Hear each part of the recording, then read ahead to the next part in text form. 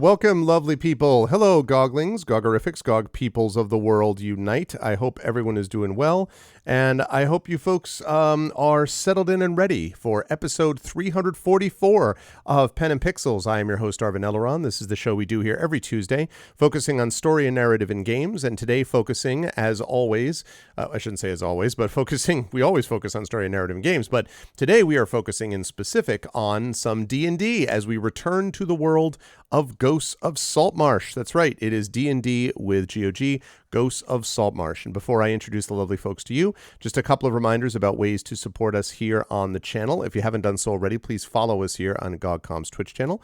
Please check out as well, consider subscribing to us on GOG.com's channel as well, because that gives us, supports the streamers here and obviously supports your DRM-free community. And please consider as well clicking through to our individual channels, because we all have our own individual Patreons and subsystems and stuff like that as well. Quick note about schedule going forward. We're going to be on today. Darksaber is going to join you tomorrow. So we'll be on tonight doing some awesome stuff on Ghosts of Saltmarsh. And when that is complete this evening, then we'll be done here on GOG.com. I will be on my channel on Thursday night with what we call an Infernal Salon. It is kind of a sort of a reading series. Thank you, Wolf Soul, very much. Wolf Soul 87. Thank you. We have a reading series that is also involving a game called Negocios Infernalis, which is a cool new kind of narratively driven role-playing card/tabletop game, basically, that was put together by my friends Carlos Hernandez and CSE Cooney. That game will be getting officially released next year, but they are in the process of doing some stuff on the channel, so you will get a chance to see some of that if you stop by my channel Thursday evening for some of that. So if you like story and narrative and tabletop stuff, you will definitely want to stop by for that Thursday night. And Friday night on my channel, Into the Unknown, I'm going to be playing some D&D with viewers, playing a game in which everyone decides collectively what they would like to do. So hopefully that will be fun for all of you lovely folks. And then I will be back here next Tuesday on my channel. I'll be on my channel, but also on this channel I'll be back with Talisman Adventures. That'll be happening next week. But what we got going on right now, of course, is D&D with GOG, Ghosts of Saltmarsh. So I'm going to unmute myself, let the folks know that we are ready to go, and then I am going to unmute them. And then I'm going to move over to reveal in the power of Ghosts of Saltmarsh. There we go. The overlay is set and ready to go, and the team has returned. And I know that there are some people in chat who have been pretty freaking pumped up about this. That has been obvious based upon discussions and everything from the chat. And we here are pumped up too, because it's been a while. We had to move things around a little bit, but we're back, and we are ready to take you on our adventure on the high seas, or in this case, the low lizard man layers, so to speak, depending on where you are. It's good to see everyone here, and yeah, I'm happy to have all the wonderful players. I will introduce you, first of all, to the person who's right below me. Although currently the person right below me seems to be staring off, looking at doing some tech work. So, but that of course is Pyron Jade. Good to see you, Pyron. I hope all is well. You can see that Pyron has recently moved into the new multi-million-dollar facility available to With her. cat. So with cat, yes, and the cat was the multi-millions. That was what cost extra money. How are you doing, Pyron? How's life with you and the universe, and who are you playing today? Well, hello and good evening, chat. As you might hear in my voice, I'm not completely cured from that bad cold and ear infection and everything that decided to assault me last week. And of course, now that my voice is not working perfectly, my stream deck isn't either. So It was as it was always, empathizing with you, really. It was just, it yeah, felt yeah. it, yeah. So those of you who have been here before know that I usually play a Kenku, and to make the Kenku noises, I use a stream deck. But it's not completely functional tonight, so I'm going to be creative. What could possibly go wrong? Anyway, I'm going to play Waste Crashing Against Rock, or as her name is, Very Loud. Which is so nice and soft on my ears because something is wrong. We didn't, And we didn't hear it, but it was great. You didn't hear it. No, we didn't That's hear great. it. You do it. Just you do it. So what does it sound like? Press it again.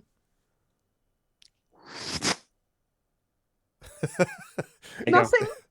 Yeah. My name is. We got that. We got the my name is, but we didn't get the. So we do have a little bit of technical problems tonight, but what could possibly go wrong? Anyway, I'm going to be a paladin tonight, who is also a Kenku. Yes, that's it from me. It's going to be awesome. It's always a pleasure to have Pyron with us. It's also a pleasure to have right below on the screen is the gear backgrounded Dark Saber 2K, who is ready to go. Okay, no, wait. The shirt today is what do we got for the shirt, Saber? It's like your droids. Oh, nice. Outstanding. That's awesome. But it is good to see Saber as always. I will thank Saber for doing the dashboard and stuff like that when I am prepping these things. I appreciate that very much. Saber, how are you? How's life in the universe with you? And who are you playing today? I'm actually really good. I've had a lot of fun game sessions the last couple of weeks. A couple of thanks to Peripheral Mike here, who's joined me for a couple of my multiplayer streams, scaring the pants off himself in VR and Phasmophobia. And then he joined me for my first, what would have been my first Talisman win on Saturday. And then the game crashed in the final fight. It was so close. In the final fight? Absolutely. It was down to three of us. Yeah. It was a battle royale. I was guaranteed to win because I had the flail. Yeah, pretty much. They knew. Someone knew. Someone knew. I didn't mean to tell you this, Saber, but I saw it happening. I'm like, I can't let this continue. So So I was robbed. But yeah, all in all, I had good times. Return of Monkey Island came out last week, so I played through that, which is excellent. And I've been playing through the Mass Effect Legendary Edition for my 10-year stream celebration this month. Because it's 10 years ago this month. Yeah, I started congratulations. streaming, so yeah, I've had quite a busy time since we were last here. But tonight I'll be stepping back into the boots of Morthel Gagoniant, dwarven artillerist and artificer, who is currently very, very concerned that one or more of his companions may be trying to figure out how to stuff him into his bag of holding. Yes, this has been a continual concern actually over the last however long of the campaign since you developed this idea, and it seems to have gotten increased in intensity. Your anxiety over the being pushed into a bag.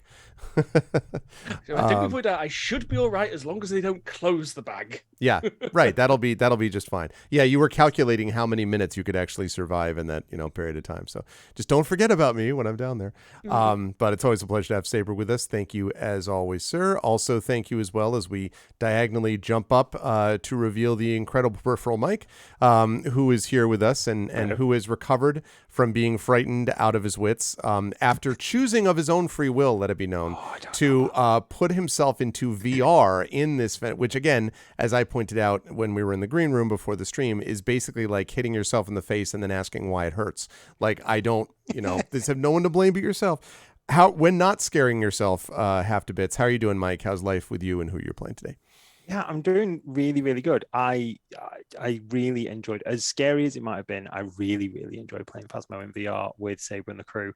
And it's definitely something that we're going to do again in the future, because it is, as spooky as it is, it's more, I don't know, sort of, it's a very good cooperative game. And then what I haven't told you is I then played it on my own in VR on the easy mission and literally got into the front door of the house in the corridor, the tutorial house, and then noped out. I'm a lot braver in a crowd. That's all I'm going to say. It is way scarier solo. Yeah, it's really scary. But yeah, with people who are trying to have a laugh and teach me the ways, show me the ropes, teach the unpaid intern how to do stuff. It's very, very enjoyable. Yeah, so you can go and check that out on Darksaber 2K's channel if you wish. Other than that, I've been playing Talisman with Darksaber 2K and crew, which has been really good. And I've been playing the Talisman board game, and I thought we were playing Talisman tonight, so that's why I'm not in cosplay. Same. Yeah. Talisman. That's, I'm just going to see how many times I can fit that word into a sentence. But yeah, I'm doing really well. Tonight, I'm going to be reprising the role of Silvo Janus Betulus, our half-elven sorcerer with an aberrant mind background. Yes, and I'm excited to see how things are managed as we go forward with Silvo and so on. I'm looking forward to returning to that world. But before we get to that world, I'm also looking forward to hearing how this last but certainly not least character is played by the amazing and wonderful Ananda. It's good to see you, Ananda. How are you? How's life in the universe? I know it's been busy for everybody and particularly busy for you. How are you feeling these days? And who are you playing today? I am shattered, but in a good way. Yeah, it's been a hectic month. IRL stuff like moving my parents, who have been in their previous house for 38 years, was not an easy task. And my youngest spawn, moving him up to university for his first year at uni. And then I ran a charity event on Saturday, which was really successful. We had a great time. We did a game show, which I don't know if you know the game show, Would I Lie to You? We did our version of that, and it was co-hosted by. hilarious. It was a lot of fun. Co-hosted by the lovely King Argaroth, who's also a member of the GOG team. One of our contestants was Fraswell, who's also part of the GOG team. It was a lot of fun. But I'm going to slowly exhale now and relax by playing D&D and trying not to kill off all the party. I was going to say, enter a non-pressure situation like being involved in a civil war or something. Like, that's totally fine. This is where we got to relax. It's fine. Yes. I'll be playing Brine the Bloodthirsty. She's a water genasi fighter pirate. She's not the sharpest tool in the sheds, leads with her heart, but her heart is in the right place. And she is very protective of her crew. And that is her first priority, whether it's to their benefit or to their detriment sometimes. But yeah, that's who I'm playing this evening. Very awesome, and I am excited to have the crew with us. And with no further ado, let's talk a little bit about what happened in our last session as I transition us over to reveal the room in which the party and company find themselves. I think I just said the company twice, basically, but that's okay. All right, let me fire up the sound here so that we get that going on. 1 second. There we go. I got the sound of a Saltmarsh. That's exactly what I want. In our last session, the party has discovered itself, after having done several bits of important service to the fine folks of Saltmarsh, have discovered themselves having a situation that needs to be resolved. And specifically, it is a situation regarding the lizard folk. In the session previous, the party had discovered, or in the adventure previous, I should say, the party had discovered that there was a smuggling operation that was trying to get weaponry and things like that to various groups, including to the lizard folk. And the lizard folk, having taken control of the ship from the slavers and the ones who had basically been controlling them, had meant to sail the ship back to their own land, where allegedly there was some war that was going to happen, although the party could not tell what war exactly that was. So the party did what all diplomatically involved people do, and that was to sink the boat. before it could get any further, get back to the town, where they discovered that there had been that there were more concerns about this war. And once they reported the information about it to the council decided that something needed to be done. And so the party has been sent to the local Saltmarsh region, the region basically to the southwest, I believe, of Saltmarsh, to try to find out what's happening specifically. The party, having entered the lair of the lizard folk, discovered, thank you for the follow on my channel, Strider, ended up discovering that in fact there is a large lizard folk lair, and that there is some war they're preparing for, but they're not sure what. When the party entered the place, they gave themselves up basically to the guards, and they were brought to a place where they would be able to discover what was going to happen next. I think I have pictures, but let me make sure if I do. No, that's Oceanus. Okay. So the two people that I had here, although I don't seem to have those linked, so I'll have to come back to that. Anyway, the two people that we had here were this older lizard folk who was in the room, who has not yet been named, and of course the queen who came and revealed herself to them. Oh, I think that's why, because I actually have this on the ship. So hold on a sec. So it was. I have the older lizard folk written down as Sauriv. Sauriv. Yep. Thank you. That's I what had it a is. name. Sauriv. I had a scribble written down. It looks like Sauron, and I'm like, that's not right. There we go. So Sauriv I should be able to find him right there. There we go. So there was one who seems to be an older, wiser figure that is just sort of observing you with some interest. So there's Sauriv, like that. And then the other one that was there was the queen, and this is the one that I was trying to find. More than just Sauriv was the queen. Yeah, the only thing I wrote down about her was that we know that she speaks common. Oh, I found it. Okay. I think the old one speaks common as well. I think they had a conversation in front of us in common, I think. Sauriv, I wrote down he speaks Elvish. Yes. Oh, maybe that's what I'm thinking of. Maybe he spoke to Oceanus. Or myself and Oceanus, I'm not sure. Okay. This is the one that I was showing. All right.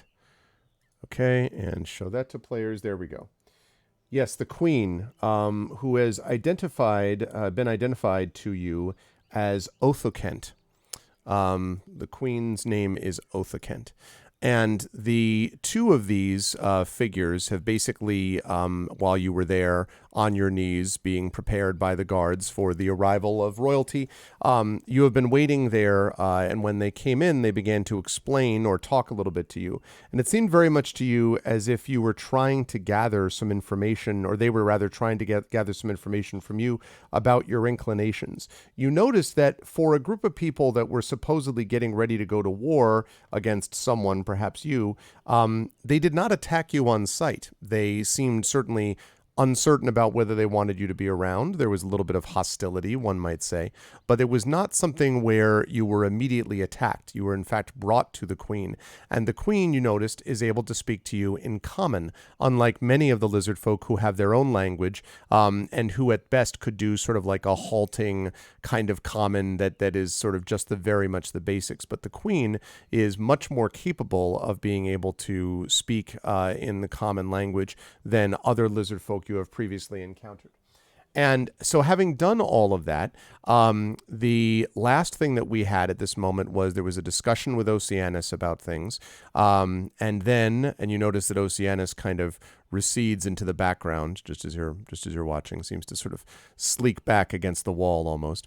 And the queen walked up to you and said in a hissing voice, "If you mean good to my people, then I will expect you to choose a side." And there was a general hissing noise in the room at which point we brought our session to a close. So as we begin here today, I want to ask the group what it is they'd like to do. So you've just heard this thing about choosing a side, and there is a general hissing in the room, and the queen is standing there regarding you seriously. And as you can see, there are many other lizard folk who are in the room as well along with you. Regarding the group, is regarding the group or an individual? You get the impression that it's towards the group of you that she's addressing this to. I'm still kind of bound, and my head is bowed as well, isn't it? So I'm gonna yes, lean up. Your hands are bound. Yeah. Well, I sort of like bowed quite deeply when the queen entered. Yes, that's right. That's right. Mm-hmm. So I'm gonna stand up and go, who are the sides that we can pick from? And she kind of narrows her eyes and she says, try to shrug, but my arms are bound. So. Right. And she kind of narrows her eyes a little bit and she looks at you and she says, first, I must understand what loyalties you possess. Are you from Saltmarsh? Do you owe them your loyalty? The village of the surface dwellers. There's a very low, suspicious hiss in the room. I think it's fair to say that at least 3 of us might be from the surface villages. And I sort of cast an eye over to Brian. Right, and that's exactly where she was looking next. I don't know where you come from. I'm sorry. And that's exactly where she turns to next, actually. She looks over to you, Brian, and she says, are you one of them now, too? I'm born of the sea. My home is the sea. I've lived on the sea almost all my life. I have visited Saltmarsh. It's a strange sort of town, but there are a few within Saltmarsh that I call friend. There are a few within Saltmarsh that I'm still reserving judgment about. Please, we do travel from Saltmarsh here, but as you can see, we come with no malice. We did not attack. We did not sneak. We knocked on your door because we want to get to know you. We want to find out what's happening. We want information not just to benefit yourselves, but to benefit us and our decision making if we must choose a side. And there's kind of a sort of low rumble. And then she says, so, you wish to know more about us. Why now? Saltmarsh has existed for decades, and there has never been an envoy sent to us. You have treated us as creatures to be avoided. Why now this sudden interest? If I may, we aren't envoys of Saltmarsh. We are, as we said at the door, merchants traveling along our way and wanted to pay you a visit. You have been seen in Saltmarsh before. My people have seen you. That's fair, and I've been seen in Seaton as well, but that doesn't mean I'm loyal to Seaton. And she kind of turns her attention over to you, Morthwheel, next, and she says, you as well have been seen in Saltmarsh. How do you declare your loyalties? I have lived in Saltmarsh a very long time. How long do lizard men live, actually? Lizard folk, I think. Lizard folk. Yeah, I was going to say lizard folk are, I believe, usually have about he's going to say, I think 50-year lifespan, but I'm going to double check that right now because I honestly don't remember off the top of my head. They are. Unexpected player question. No, it's, The thing is, they've been through variety of things. Yeah. Hey, how about me? They rarely live longer than 60 years. They're average but mid-50s. Hey, how about Arv remembering something from his deep D&D past? So Well yes, done, you did a mid-50s. memory. So yeah, mid-50s probably would be their usual. Okay, thank you. Okay. I've lived in Saltmarsh some 150 or more years. Originally, I'm from the Lort Mill Mountains. Before that, I mean, Saltmarsh, I mean, I'd like to say it treats me well, or fairly, but it has problems, but it also has good people. I wouldn't like to see it come to unjust punishment.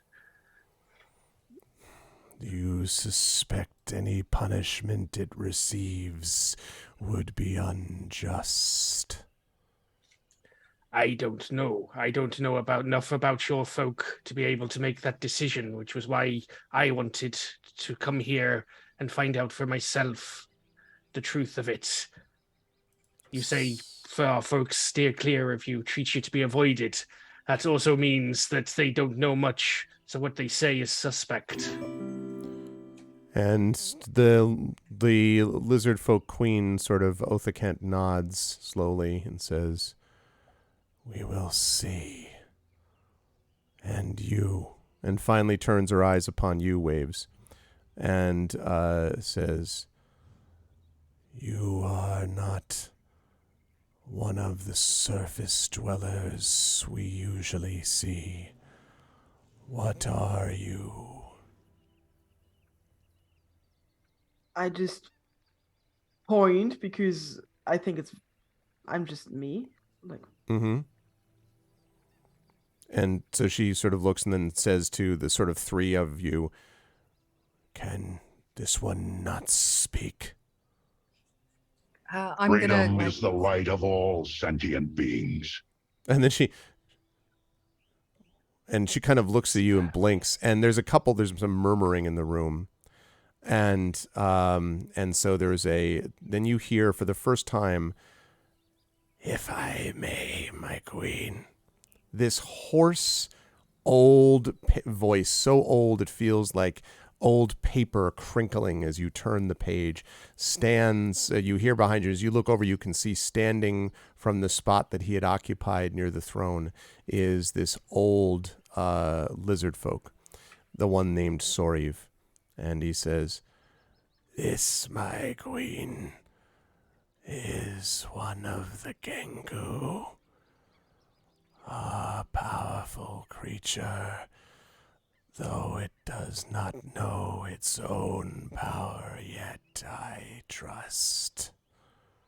And kind of looks at you, and you have this uncomfortable feeling, Waves, when Sariv looks at you, that you're sort of being looked through, almost as much as anything else. Like he sees things he's not saying. And his tail slowly curls behind him as he sort of looks at you, and says, "The Kenku observe, and what they observe they can do, my queen." And the queen kind of turns back to you, Waves, and says, "But you have a will of your own, yes?" I nod. And It's behind them. You just hear both of them. Very much so. and the queen sort of stands a little straighter and says, "These are strange days, Sariv. We prepare for war, and we are delivered these. Are they enemies or allies?" And Soriv, who's now taken a few steps forward, and you can tell every step of his has weight. It's as if he, with every step, and he doesn't use a cane or anything like that to lean on, but every step feels as if he's feeling the ground beneath him as his foot hits the floor. And he says, "That is for them to determine, my queen. All will have to choose a side, If they choose ours, that is their decision. So you have always said. Silvo, and I think actually all four of you, I'd like you to make insight checks for me, please. Okay. Da-da-da-da-da-da-da. I'm not very insightful at all. Insight, you say? Fascinating. Oh, Okay. Well, we have got a. All right. I see a lot of. I'm sensing a lot of low numbers, but there is one, and that is Silvo's number, which becomes clear. Silvo, when the Queen and Soriv are having this conversation, and especially when Othakent says these are strange days, are they friends or allies? And Soriv says it's up to them. There is that general hiss in the room that I mentioned.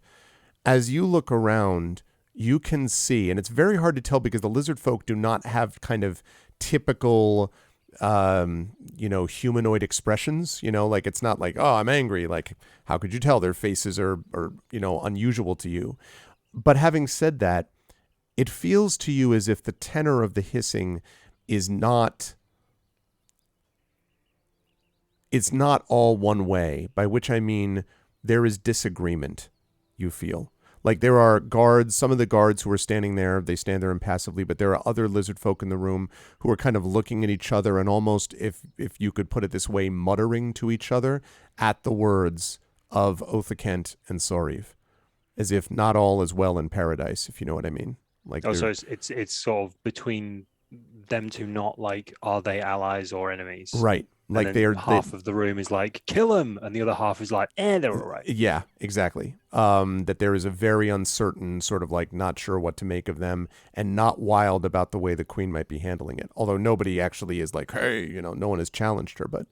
And the Queen looks back and says, "Very well, strangers. Then if you would hear our story, I would have you stand and face me. Their bonds may be removed. The decision they make must be theirs alone." And again, you hear like this hissing, Silvo, same thing. A lot of the hissing is like a little even more extensive now. Like, she wants us to do what? Like, that kind of thing is almost the impression you get.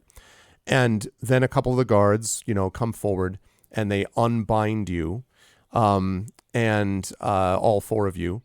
And she says, Othakent says to you, "Now, I would ask you, what I am about to say is not to be shared with the outside world beyond yourselves. I would have you swear an oath that you will keep these words to yourselves. Though I do not bind you to my service, I do bind you by your honors to our secrecy. What say you?" I'm fine with that. You've treated us with fairness and honor up till this point. I'm obliged to treat you the same as you have us. What he said. Brian is going to bow reverently and say, "Of course." Okay. What about you, Waves? Waves just repeats what Mortal said. Okay. And so the Queen nods and then basically turns and beckons you to head back with her, and she goes back over to the throne. And Soriv takes his place. And the four of you, if you wish, could come here in front of the throne. The other guards move into a respectful position, though, again, and I'm not going to keep only having Silvo be the one who hears this, but Silvo, there is still, you can tell, like, glances in the direction of the party. It's very clear this is not a I mean, this isn't a majority rule society, which is a good thing because you don't get the impression that a lot of these people, it's mixed, but you don't get the feeling that a lot of them are big fans of any of this. And she says, we are preparing for war. This much you have perhaps seen.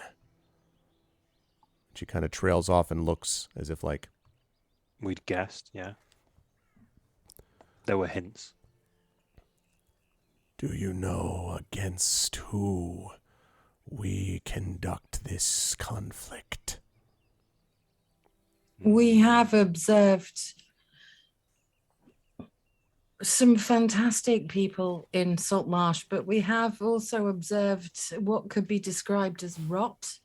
I can only assume that's whom you're referring to. I'm gonna just as Waves is talking there. As Brian is talking there, I'm gonna lean in very slightly to the Queen, and when Brian is finished, I'm gonna go, "Are you going to attack Saltmarsh?"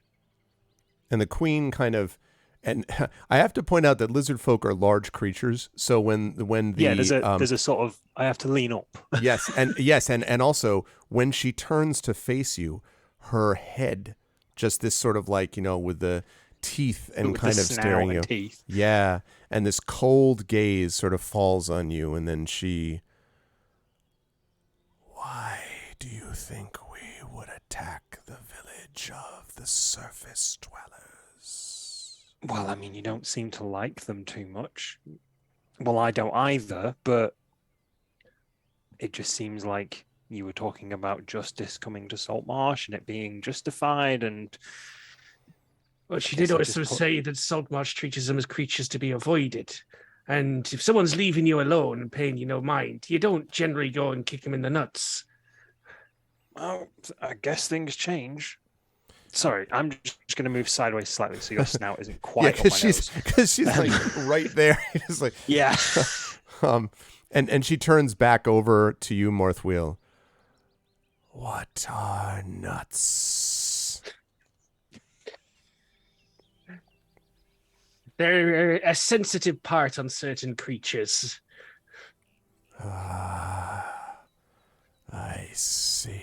And all the lizard folk kind of look at you, Morthwheel. You think you see one of them sort of nod solemnly, but you don't totally know. And she says, we have no desire to fight against the people of your village.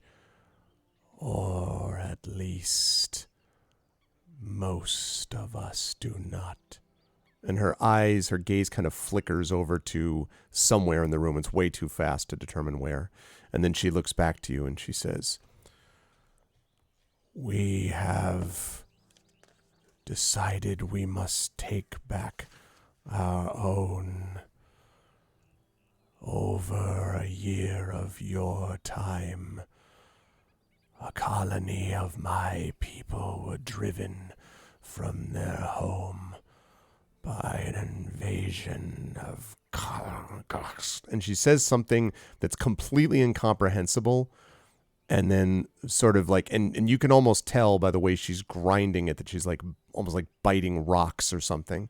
And Sariev says, she refers to what you know as the Sahugin.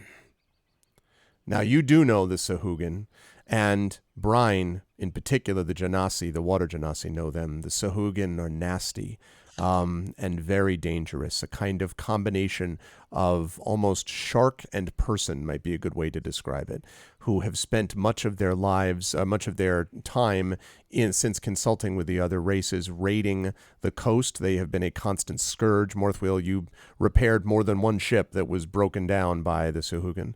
And probably, Waves, you've encountered them because they are, generally speaking, wholly evil.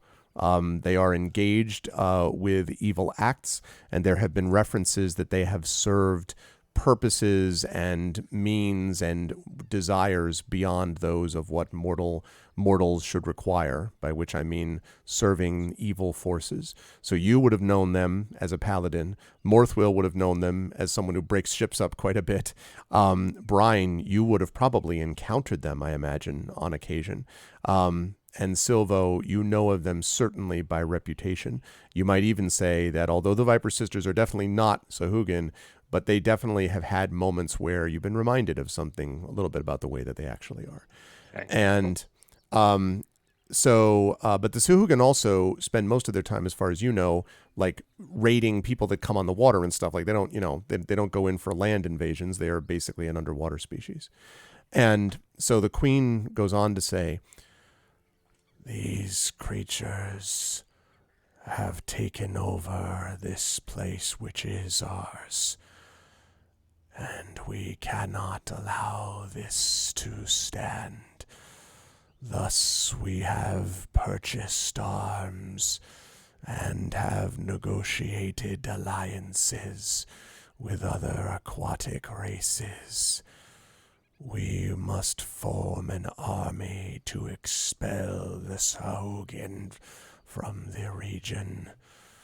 We do not know why they have suddenly grown aggressive, but we will end their aggression one way or the other. And you hear a like through the room, which is, you don't need to be Silvo having done well in that check to know that that is very much a F the, the Sahuagin, Yes, basically. we are going to take care of the Sahuagin. Yeah, you get that impression. So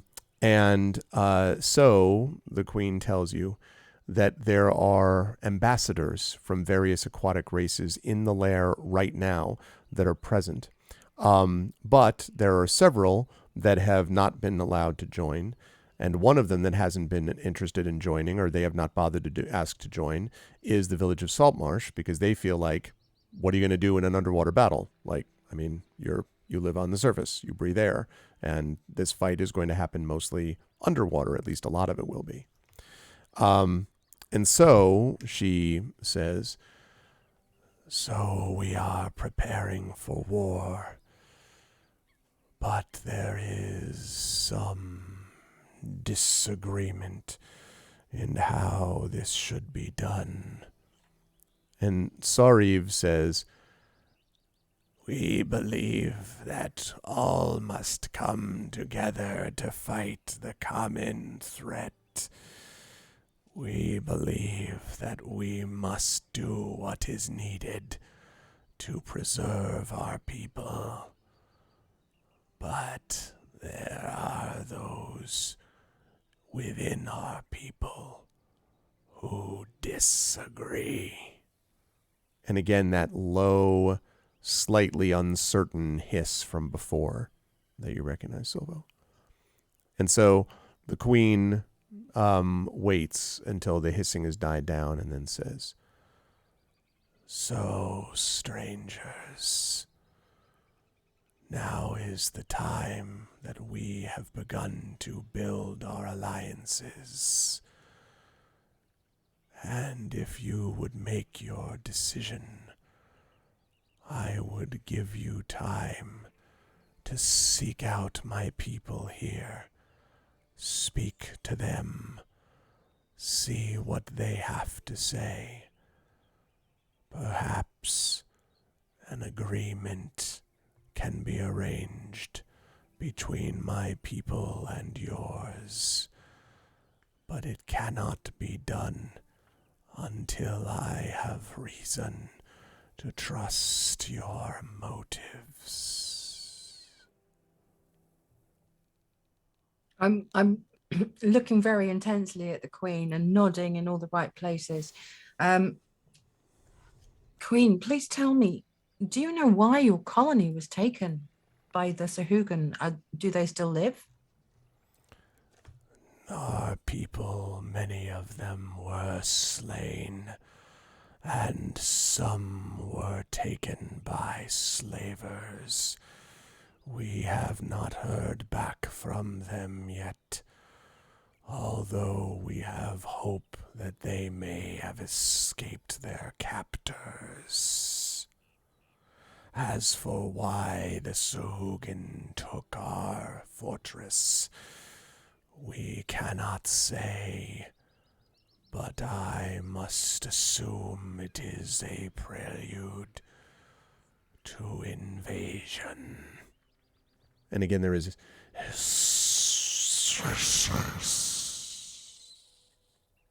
And even the hatchlings who were playing with you before are sort of like, kind of like down on the ground, just sort of staring up wide-eyed.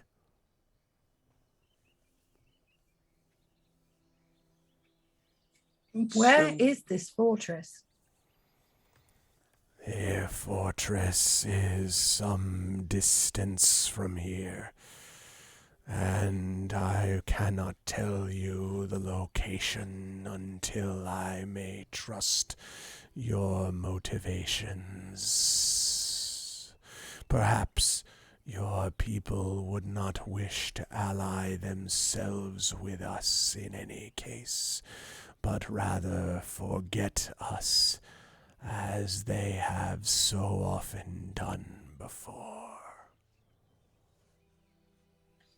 On my many travels across the sea, would I know if there is a fortress that I know there would be fortresses, but I was going to one that say, kind of yeah. fits this description? Not a specific one, Brian. There are many different fortresses that you've come across for sure. You don't remember having encountered one that was specifically a lizard folk one, but the sea is vast, right? Even your great knowledge of the, your explorations and so forth, you probably wouldn't have known all of them. But you would certainly agree that from what you know of Sahuagin, the fact that they went out of their way to do this, again, the Sahuagin raid, they, do little sort of probing maneuvers where they're just like, oh, I'm going to, try to get something from you. If a ship goes way off course, they'll definitely go after that. But the idea that they would go in and take what apparently was a well-fortified and, defended fortress, that is not what you have normally encountered from them before yourself. Would I know if they have a hierarchy, or do they live in clans and manage themselves within clans, or is there? So you know that actually, how much of that would you know? Let me have you do a history check for me, please. That I can do. Nat 20. Wow, check you out. I got to fix my dice roller. Nat 20. Well, you know all of them, and in fact, your good friend, I know their names, Sahuagin their Bob. birthdays, Yeah, I was everything. going to say Sahuagin Bob. No, yeah. In fact, you know something a little bit more. Let us call that disturbing, I guess one might say, and that is that there is indeed a hierarchy. But the Sahuagin themselves spend most of their time, they're known commonly by coastal settlers as sea devils because they have no mercy within them. And the one thing you know for sure is that the ones that hold tremendous sway in Sahuagin communities are female Sahuagins. This is because Sahuagin worship a god, the shark god, whose name is Sokola. And Sokola, a female god, only female Sahuagin are deemed worthy of channeling the god's power. And so priestesses hold tremendous sway in Sahuagin communities. You also know, by the way, that they also train sharks as attack animals. So sharks do not attack them because they are allies. One other note is that they also have an enormous hatred, mortal enemies. Lizard folk, they're not fans of either, but their mortal enemies are the aquatic elves. And as you look back, you can see Oceanus almost looks to be in a trance, as if processing all of it, of what it is that he's heard.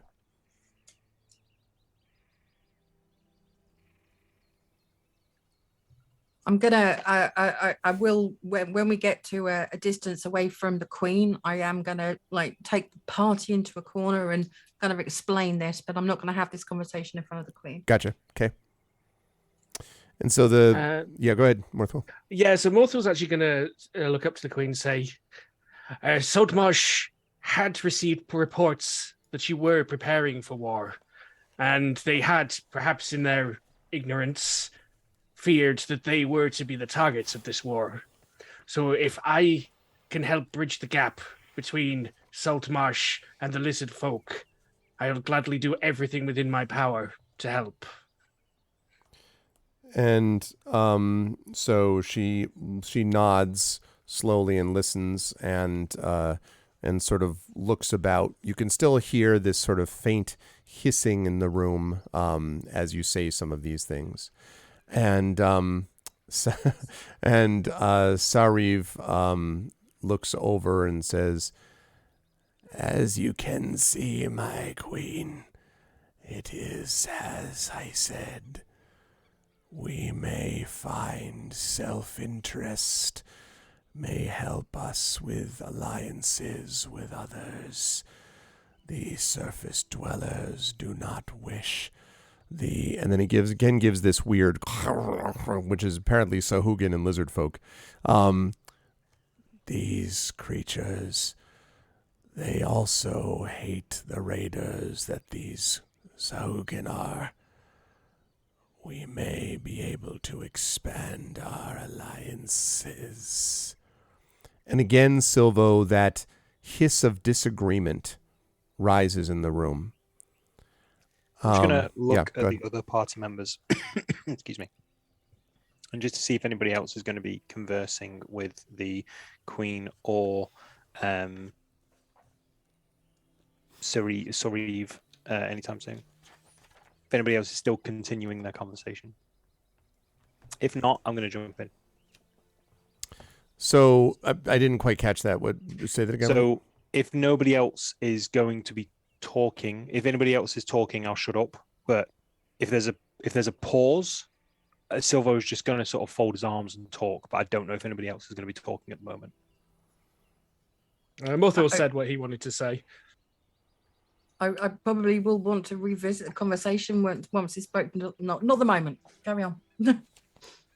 Okay, so Silver's just going to lean forwards very slightly, not looking up at the Queen, and just in general kind of address the party and the Queen and Sariv, and just say, I mean, this is all very troubling, but as traveling merchants, I'm not entirely sure we would be able to offer the greatest amount of assistance, other than, and he points over to Morthwheel, maybe using personal contacts to maybe build some bridges. But what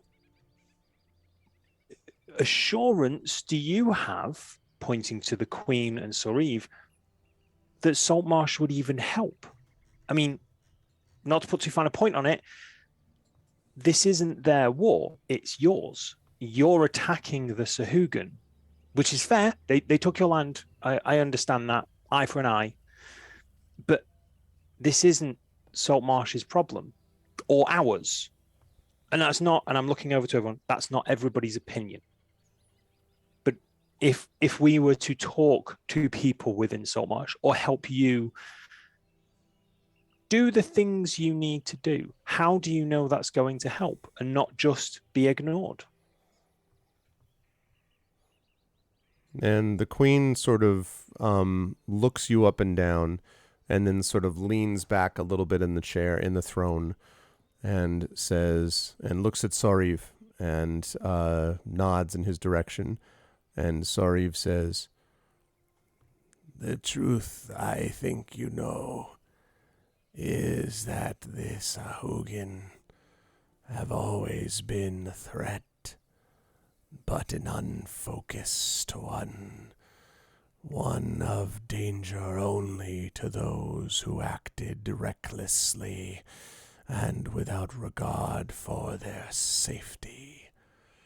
But if the Sahuagin now have engaged in invasion, in the taking of others, in the challenging for territory and land, how long will it take before their teeth bite into the side of Saltmarsh, you are exposed to the coast and far from the king. Your support is limited. You will not be able to turn back an attack. If you wait, soon your village will be in sight of the next attack. If that is true, but you don't know that. We don't know that. All we know is the Sahuagin took your land in a focused attempt, which, as far as I know, and I'm looking over at the others, is unusual. I get that. But you can't prove to us that they have issues with non-aquatic races. This feels like your war. And I have to disagree. Well, what? How so? You never really worked down on the docks, have you, Silvo? Well, I worked sort of, not the Saltmarsh docks. I worked on the Seaton docks for a while. I was a deckhand. I've heard stories.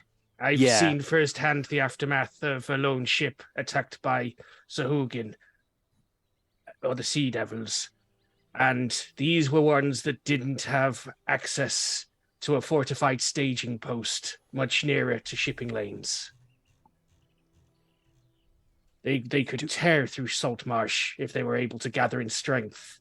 I mean, a gang of them, a handful of them, can do fearsome damage to the hull of a ship. Much more than me with my handsword did back there. Okay, that's fair enough. In a completely unrelated note, that event, but that, I mean, you know the ocean well enough. Yeah, pay no attention to the man behind the curtain. You know aquatic races, Brian. I mean, is this? Do you think Saltmarsh is under threat? Not that we care. We're not from Saltmarsh. We're traveling merchants. But anyway, they've rarely, to my knowledge, attacked above land. Normally, it's in the depths that they do most of their fighting. I'm looking over my shoulder at Oceanus as I'm saying this, without wanting to directly imply that of the beef that sea elves have with the Sahuagin. But I do know that they're brutal. I know that they're evil. I know that they're vicious and without any remorse or reasoning. If they've put their mind to start attacking above land, I agree with Morphwill that it's going to be carnage. Okay, I'll turn over. Can we still see the Sahuagin heads that were mounted on the wall from here? Yes. Yes, I'm trying to think if there was actually. Hold on a second. I want to make sure that there was. I in wrote this it down. room. I did a.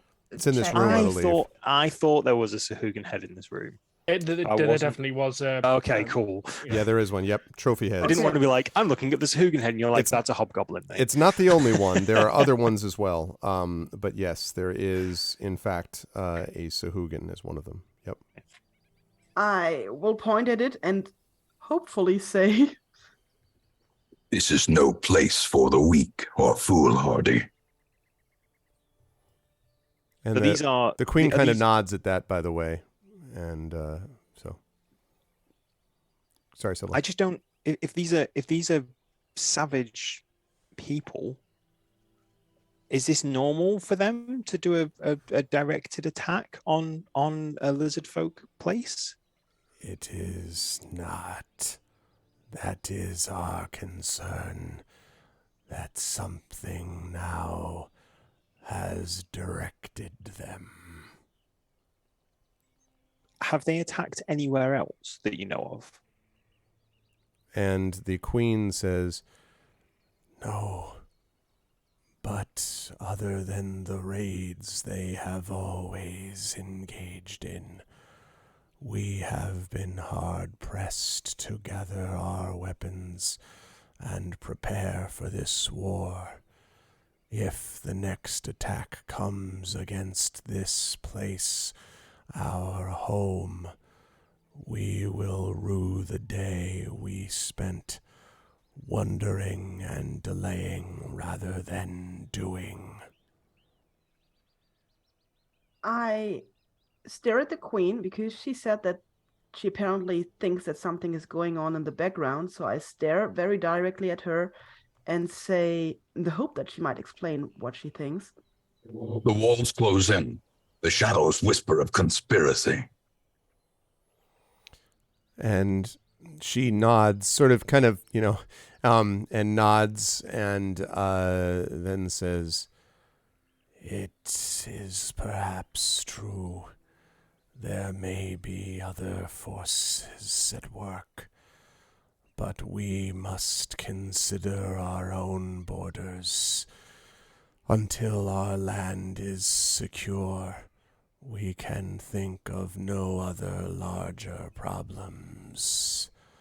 Perhaps one of their own has risen to seize control, or perhaps something else is driving them, but we must drive them out, whatever their reasons are."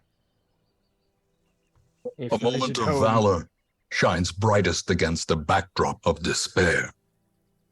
And again, she nods. Oh, damn, that was a good choice.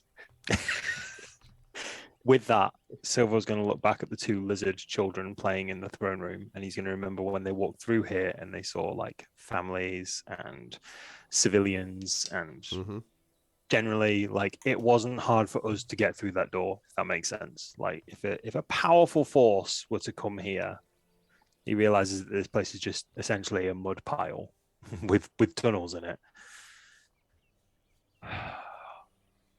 Well, if we can help them, and I'm looking at the party, if we can help them in a way to make them better prepared, and then maybe take this information back to Saltmarsh, then that's what we can do. I don't want to. We'll do what we can. I'll turn to the Queen. What can we do? And so the Queen says, "Before you do anything, there will be need for trust."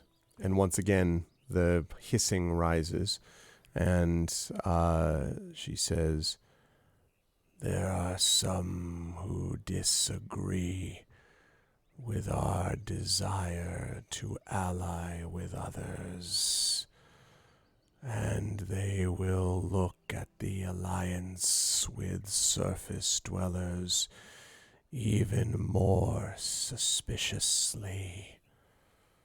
Thus, I would send you out among my people to gain their trust. If you can do so, then we may speak of how we will together fight this threat." And Soriv kind of nods and says, "In fact, without this trust, it is possible we will face more than one conflict, but this one would start closer to home. You must earn the trust of our people so that we may bring you to the Alliance and together wipe out the Saugan threat."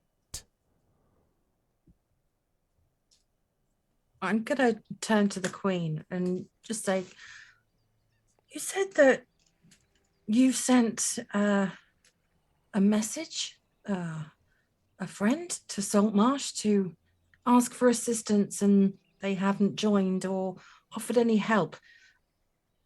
who did you speak to? What did they say?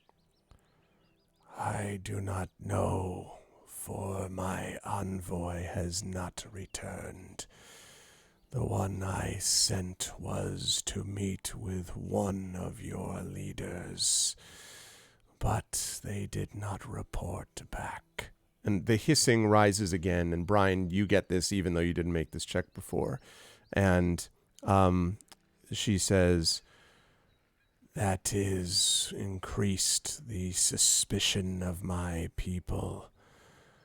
Indeed, you are fortunate that you have not been attacked already. My people are very uncertain now. The only reason, perhaps, is that your behavior, your desire not to kill first and talk later, has given you time.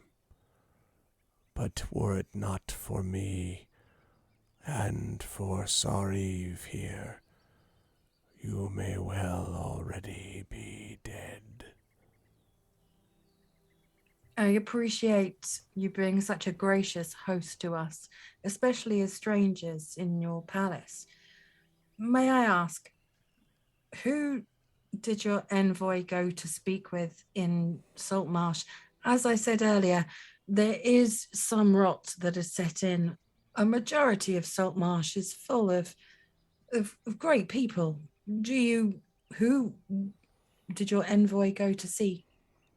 Thy name was not given to me, for it was not given to my envoy. They were to meet with my messenger outside the town in a place of secrecy, so as not to frighten my people or yours. But my envoy did not return, and never was a name given of whom the envoy was to meet. I can understand some of your brethren being upset. As you can see, we visited you with no malice, no ill intent, just wanting information, and you have very graciously given us that. So I thank you. And she nods, and then she calls over Sariv, and they whisper to each other very briefly. And then she looks back and she says, I will give you one day, a day of the sun's rise and set, for you to move about my lair, my home. You will not be hindered or attacked.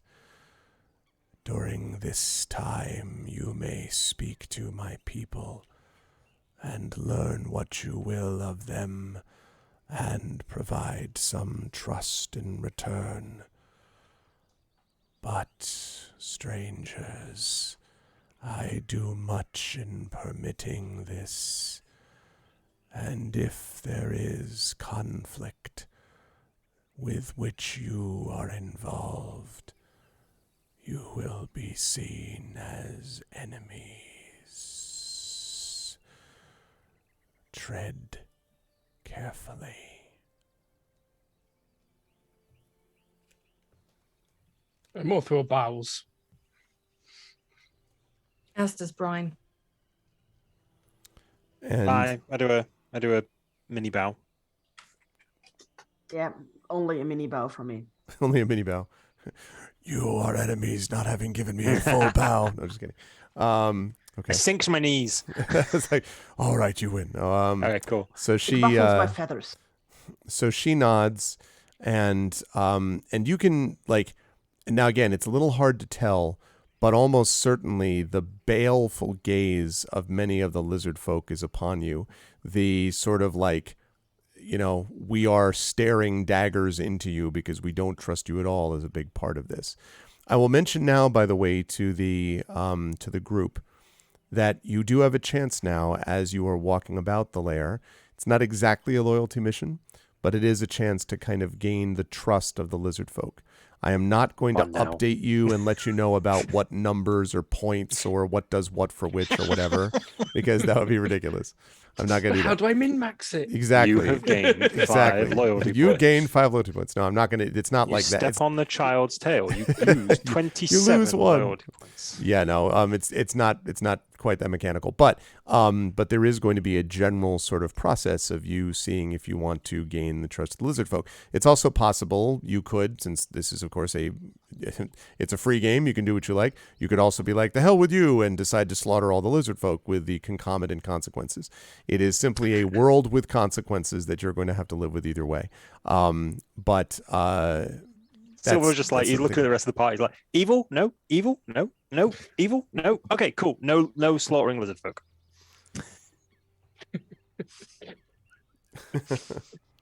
Morthal can't quite stare like a lizard, but he stares as a dwarf can. One thing that you do think has clearly worked in your favor, the one sort of like this worked out well, which I'll give you for free, is your treatment of the hatchlings. Seems to have been a positive step. To be fair, they are bloody adorable. Mm-hmm. So and very attached. Yeah, they are super adorable. Okay. I'm going to address the Queen and Soriv, which I keep nearly calling him Soreen. I'm not going to lie. It's better than calling him Sauron. Sauron, yeah, that's a lot better than calling him Sauron. Soreen's a brand of malt loaf, so that's why I keep thinking about it. So I'm going to address the Queen and Delicious Malt Loaf Man, and say, could we perhaps talk more privately in regards to this? As in, and I circle in front of me, just the 3 of us, perhaps? Do you mean, so like the Queen, Sariv, and you? Yes. And this is purely based on the fact that I seem to have picked up on some discord in the room of lizard folk, and no one else seems to have picked up on this. So there's some pissed off lizards in this room, and no one else has sort of gone, oh, your lizard folk are rebelling, etc., etc. So I'm like, I may have noticed something, and I'm probably the least threatening looking one, because I'm the teenage elf boy with no weapons. Oh yeah, and has demonstrated no danger to anybody to this point. I am not in here. I haven't. No, it's true. And I'm assuming the lizard folk queen, she's she lifts. So I'm gonna guess she's got some muscles on her, and if she wanted to, she could just step on me. That seems pretty likely. These seem pretty tough. I'd probably have to ask her nicely, but she'd squash me like a bug. So I'm probably the least threatening looking of the group. I need you to make a persuasion check for me, please, Silvo. Yeah, by all means. I mean, I'll try. A persuasion check. That's a 9. I have a +6 as well. She's Jesus. like, and she says, I appreciate your desire for more information, but I must take into account what this appears. I have already incurred the suspicion of some by allying with other races. To meet with you alone could be dangerous, she says, sort of looking off to the others in the room. Okay. Without using psychic abilities, because that's really going to freak him out, is there a way, are there lots of lizard folk within earshot if I speak quietly?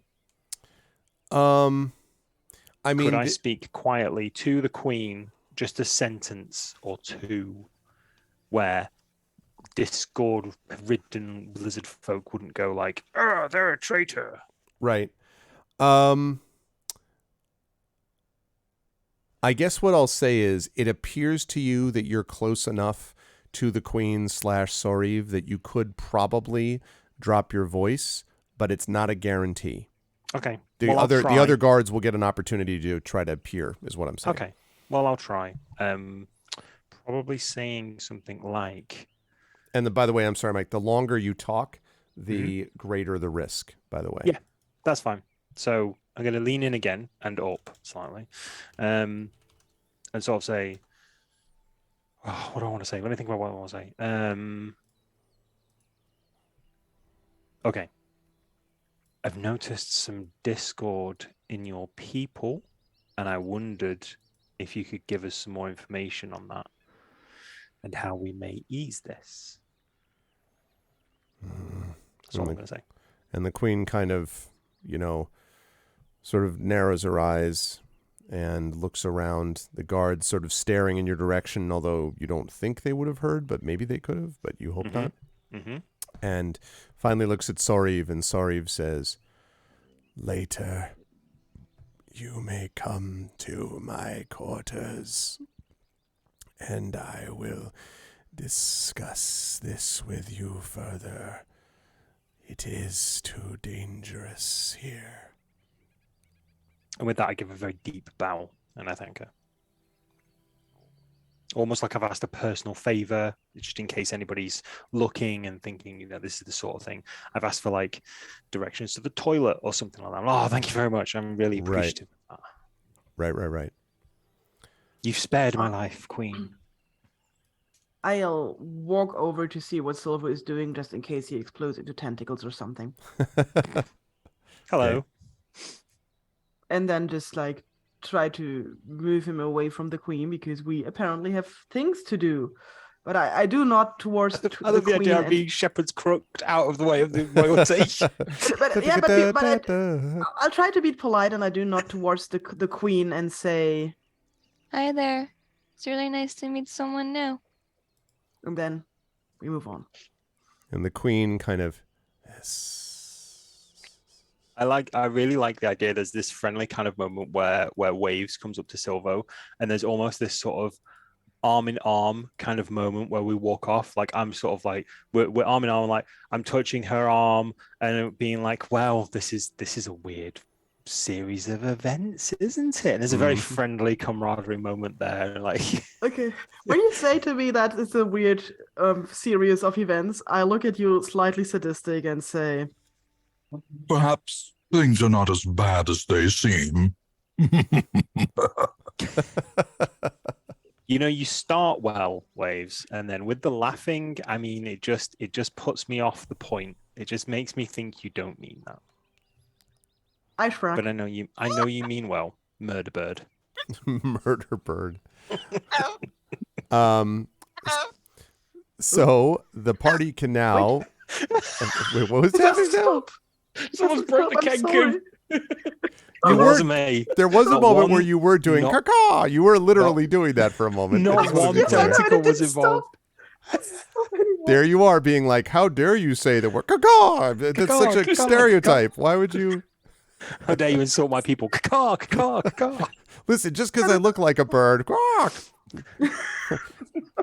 When he called me murder bird, Polly, what a person. he said, brought me murder bird, and I pressed the parrot button and it didn't stop. Well, of course it didn't. That's funny. Before I jump back to the party, I will take a moment to welcome everybody as we're coming to the top of the hour at 6 p.m. Eastern. Welcome, everyone, to episode 344 of Pen and Pixels. I am really enjoying the chance to play once again with this amazing crew, D&D with GOG Ghosts of Saltmarsh. This is one of the best crews you will find on the internets, on the webs. And I am joined, as always, by Pyron J, Darksaber 2K, Peripheral Mike, and Ananda. If you like what you see in here, please follow us here on GOGCom's channel. Please check out previous broadcasts of this channel. You can find that on my YouTube, and also GOGCom has a YouTube channel as well, where you can find other links. And please spread the word, because the more people we get in here, the more fun and shenanigans we can get up to with chat and everyone else. Okay, so party, I will say that now the opportunity is up to you. So when you want to do this, it doesn't have to be right now, but when you want to do this, I can direct you, basically to where Sariv says his quarters are roughly to be found. Other than that, it's up to you to explore, and you've been given apparently free reign of the lair. But as you can tell, the lair is not all one thing, and it is not all a unitary purpose held by every lizard folk. So you are under the protection of the queen, but that does not render you 100% safe, if you understand what I mean. So with No that said, kicking in the nuts. yes, with that said, it's up to the party as to what you would like to do. You're muted, I think, Inanna. How long do we have? I think Inanna's muted. Hold on. Oh, Ananda is muted. Oh shit! Sorry, I am muted. Okay. I was turning paper and I didn't want to interrupt. The guards that are in this room. Yeah. Are they guards or do they look like fighters? Well, I'm not sure that you can distinguish easily. I mean, they're definitely, they look like they are definitely fighters, but they look like a little like tougher and bigger even than some of the other lizard folk. They look even maybe a little bit tougher than some of the lizard folk you ran into on the ship, with the exception of the lizard folk leader on that ship. That one looked pretty big. But other than that, these ones look a little bigger than the other lizard folk that you've run into. But other than that, they're pretty much the same. They don't wear any special like tabards or, outfits or anything like that. It's just that they clearly, they seem to be larger, even more muscular, if that's possible, and very much carry themselves sort of like with a kind of, I don't know, a discipline, I guess, that would make you think that their job is to like be there with the queen, essentially. Okay. And you what do I'd get your like to stuff, do- Pyron, by the way. Sorry. I just want to mention that is all your weapons and armor. Anything that was taken from you is returned to you, by the way. I don't have any stuff. Da, da, da, da, da. Sorry, go ahead, Brian. I would like to kind of not do a hear ye, gather round, my children.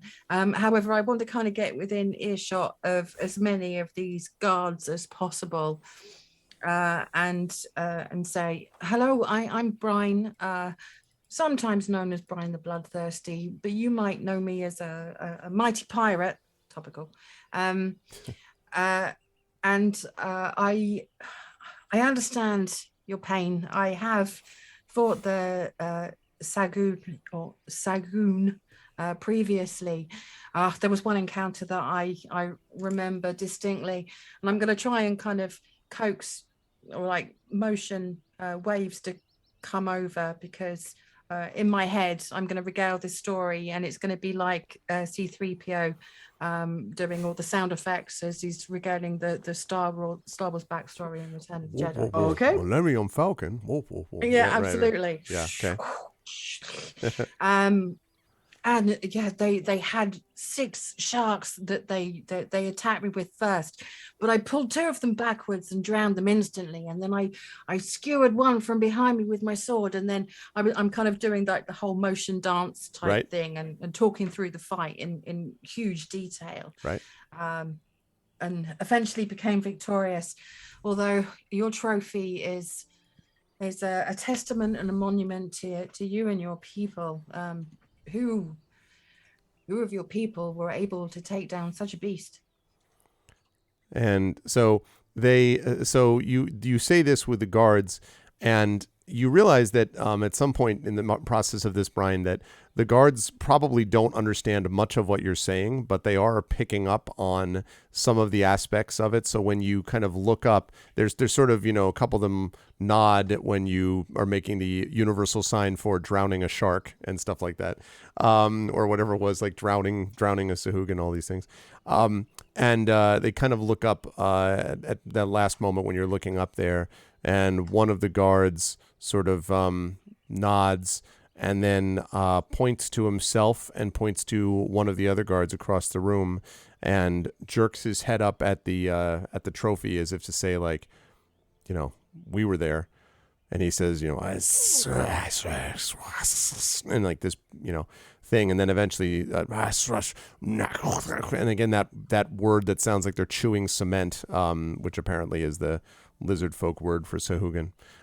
So you don't know whether that means, Brian, that they killed this Sahuagin, or they were involved with it, or like their friend in there has heard about it in school and love it, or whatever. You don't entirely know, but it's something approving about the trophy, and that's probably as much as they get. Okay, I'm gonna say it's my absolute pleasure to meet you and your do I know the right vernacular? Clan, family? Probably clan. It's my Or absolute tribe. pleasure to meet your clan. I start pulling Brian away towards the door. There's a moment. Nobody's during ever that moving story. where I want them to be. I I'm moved away gonna- from the throne. I moved with you away from the throne. Check my token. Yep, I'm okay. away from the throne. If I pass Silvo, I'll also try to grab Silvo. I don't dare to touch Mothwell. He might hammer me or stuff me in his pocket. There is a moment though I'd like to say that when Brian is doing this very animated sort of like, and then I drowned a shark by pulling it backwards, and then I threw it over my head and I stabbed it with my sword. That Silver just leans into Morthwell very slightly and just sort of goes, "How much of this do you reckon is actually true? Because I've seen her fight." Not underwater, you haven't. I mean, I don't count What are you trying myself. to say? I don't count myself. As you can't hear me. You pack Wow. it in. Then you look down and realise Morthal hasn't heard a thing because he's furiously sketching the architecture. Yeah, fair enough. Dwarves. Wow! Oh, you're out to get everyone tonight. Somehow this Maybe it's a campaign dwarf ends up thing. with Silvo like surrounded by 100 hostile lizard folk, and his party has already gone back to Saltmarsh. Like, I'm just boy, that saying, guy. I have a bag of holding he can fit in. Gotta catch me first, old man. Hang on, I'm sure I can make some boots of something. Silver starts running at full pace. Yeah, but it's Silvo. He's out of breath 3 seconds later. Hey, there we go. Well, anyway, I'll try to move the party towards the door of the throne room and point towards all the tunnels we have not been to. All the tunnels. There were so many. There were a lot of Was tunnels. this an entrance as well? No, that just seems to be a part of the wall of the room. Okay. I'm absolutely happy to go with Waves towards and explore. Okay, let's go to the right. Morthal looks up good. Do you see the way it arches into the ceiling? That's a bit of cut. Oh, they're gone. Yeah. So instead, you just look up into the face of one of the guards who goes, "Yes." Love what you've done with the place. He kind of, and he just like his face just turns as you're heading out. And as you are walking out, you notice that Oceanus has come forward and is now talking in low tones with the queen, with Othakind.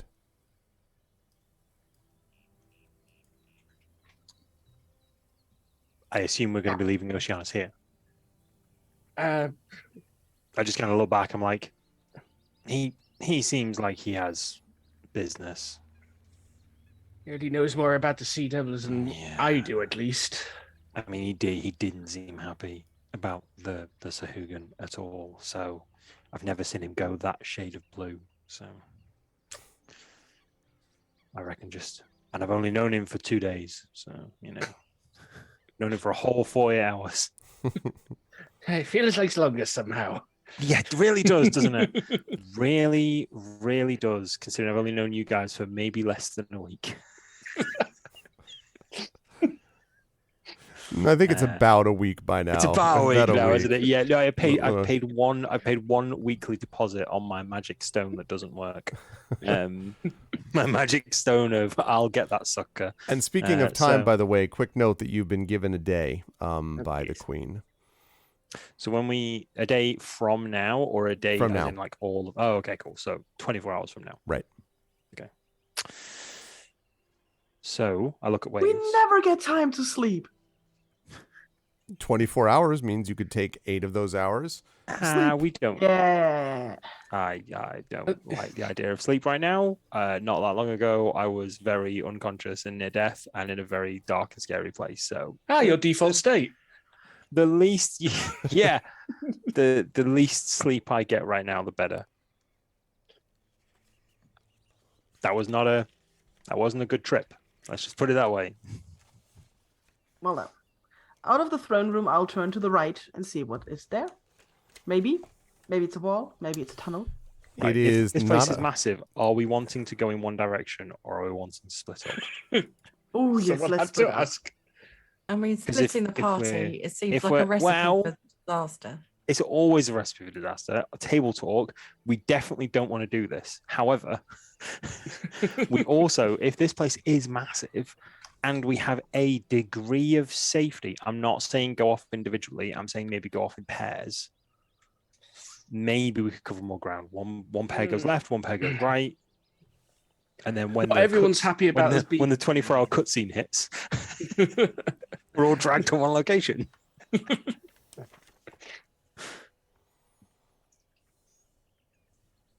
I will, I mean, Waves has already gone.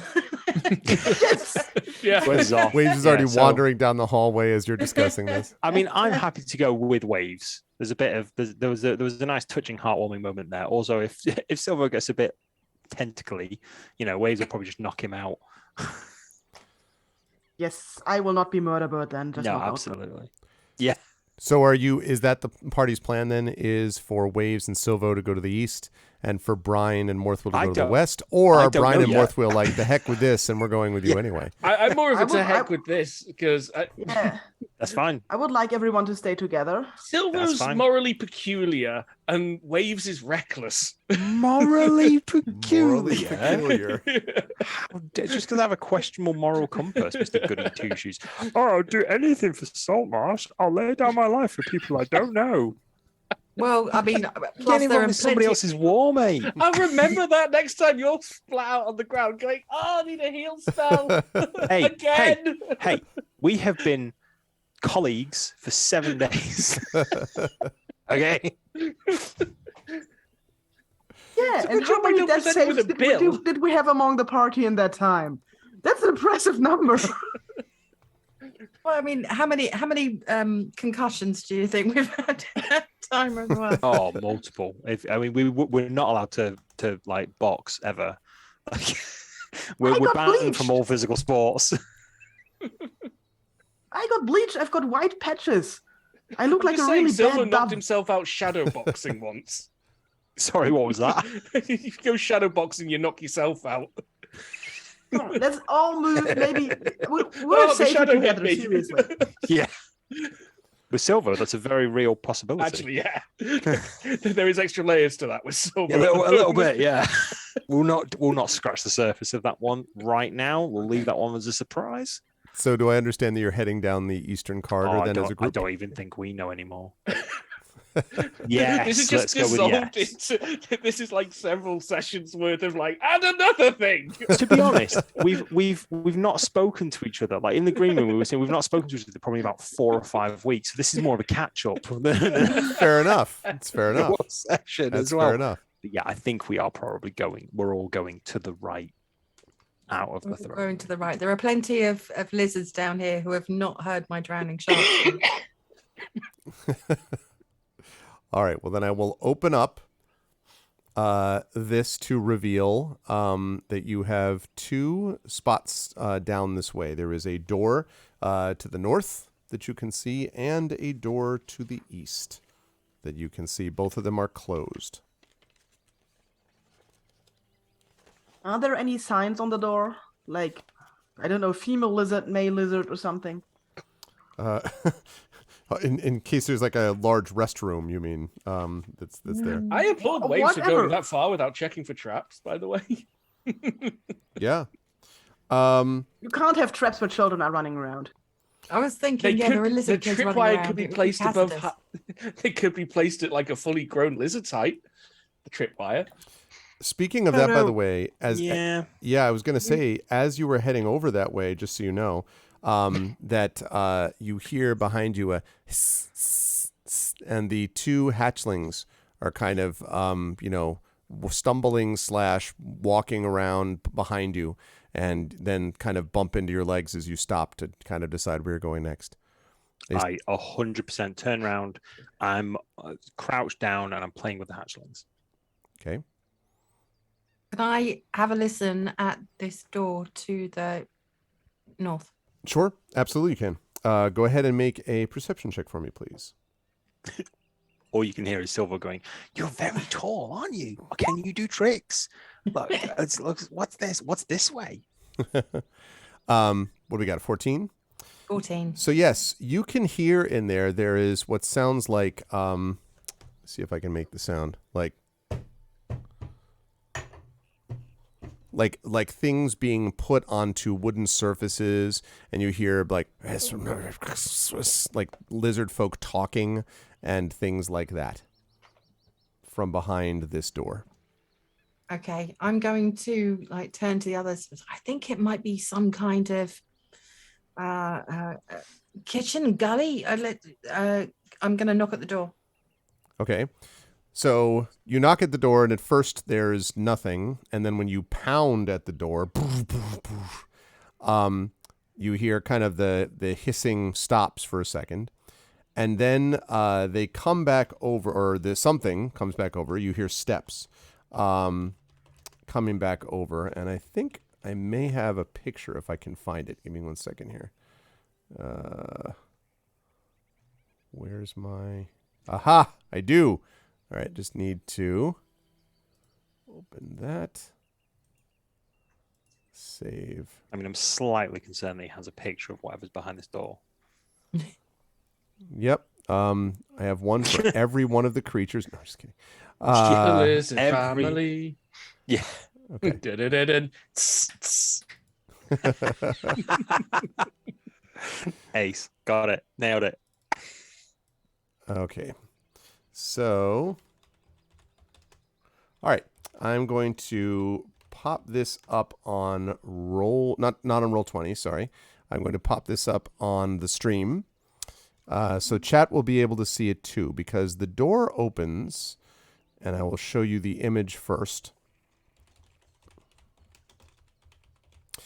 Door opens to reveal this picture, he said, frantically getting to the right folder. Too many things here. What happened to... Wait, where did I put it? Hold on a moment. There we go. There's that. And here's...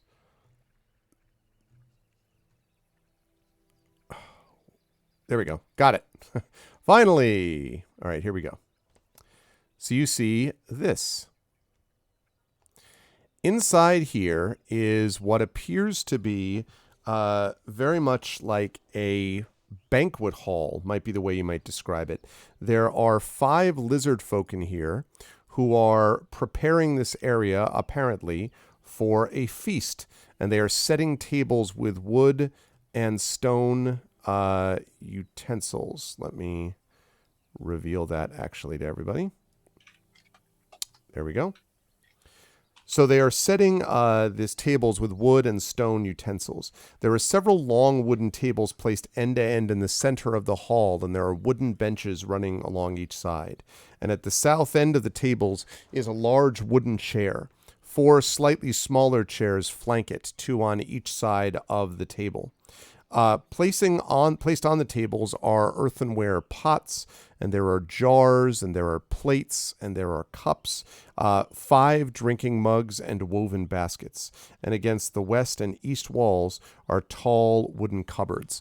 And one of the lizard folk that has let you in sort of looks at you and hisses softly. And the others in the room are just sort of staring at you. Now, these are clearly not fighters. They don't have weapons. They don't have anything like that. They are just sort of looking at you, and they kind of, just sort of stare at you as the doors open. Brian, I'm going to step forward, not making any sudden movements or anything, like hands visible so they can see I'm not holding anything in my hands. And so, greetings, clan Offa Kent. Your queen has allowed us to introduce ourselves to the members here, and my name is Brian. I'm a pirate. I live in the sea most of the time, on the sea, and I am very pleased to meet you. And the one at the door just clearly has no idea what you've just said. Nor Do do they the see other me four. playing with the hatchlings? They don't. Right now, they see the intimidating force figure of Brian standing in front of the door, talking to them. I forget how big Brian is. I try to. I mean, not enormous, but big. No, I'd say. but she's probably like shoulders are the width of the door. She's quite large in comparison to a half elf. Mm-hmm. I try to poke my head besides Brian and stare at the lizards and make dolphin noises. And so the lizard folk holding the plate kind of does the Homer Simpson, slightly backs up a little bit as you're making these sounds, right? And the other ones sort of stare, and the other one that's at the door is something hiss, something hiss. Does it sound Hey. unfriendly? Unclear. They don't seem to be acting unfriendly. Gaining their trust might be a bit tricky if we can't understand each other. I'm seeing the barrier now, Mothwell. Didn't think that one through, okay?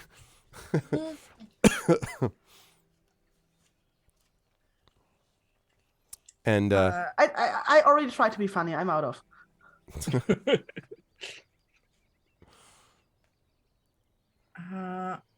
I kind of, I've got nothing that I can add to the table, so I'm just gonna bow and kind of take my leave. Okay, I try to flute at them. Maybe they like that. Maybe they like music. You never know. okay, so you try the flute at them. Mhm. Okay, Did flute not go through? I did flute. No. I didn't hear the flute. No. I'm sorry, but I did flute. You just have to imagine flute now. Okay, It was a very beautiful flute. Oh, I'm sure it was. and they all sort of look and kind of, and the one that's still holding, the one that opened the door, by the way, has a mug in one hand and a towel over its other, as if it was maybe drying it or cleaning it or something. And so it's holding still the handle of the door with the towel over his arm and holding the mug, and just, I'm currently playing hide and seek with the small lizards, and they're currently hiding under the trail of my coat because I'm crouched down. Okay. And so every so often you hear a kind of a muffled And I'm like, "Where are you? Where are you?" And I swish my coat back. There you are! And then they sort of laugh and run back around. Yeah, one of them in particular finds this absolutely hilarious, apparently, and keeps almost falling back over, hissing in laughter. And the one that's in the banquet hall sort of looks down and then looks up at you and then kind of shrugs slightly and turns and goes back to the table and starts putting the mug down.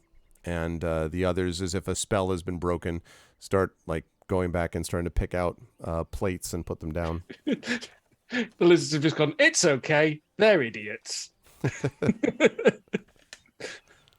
The village idiot has arrived. The entertainment. Jesters, play with the children. I'm fine with that. Yeah, I'm fine with that.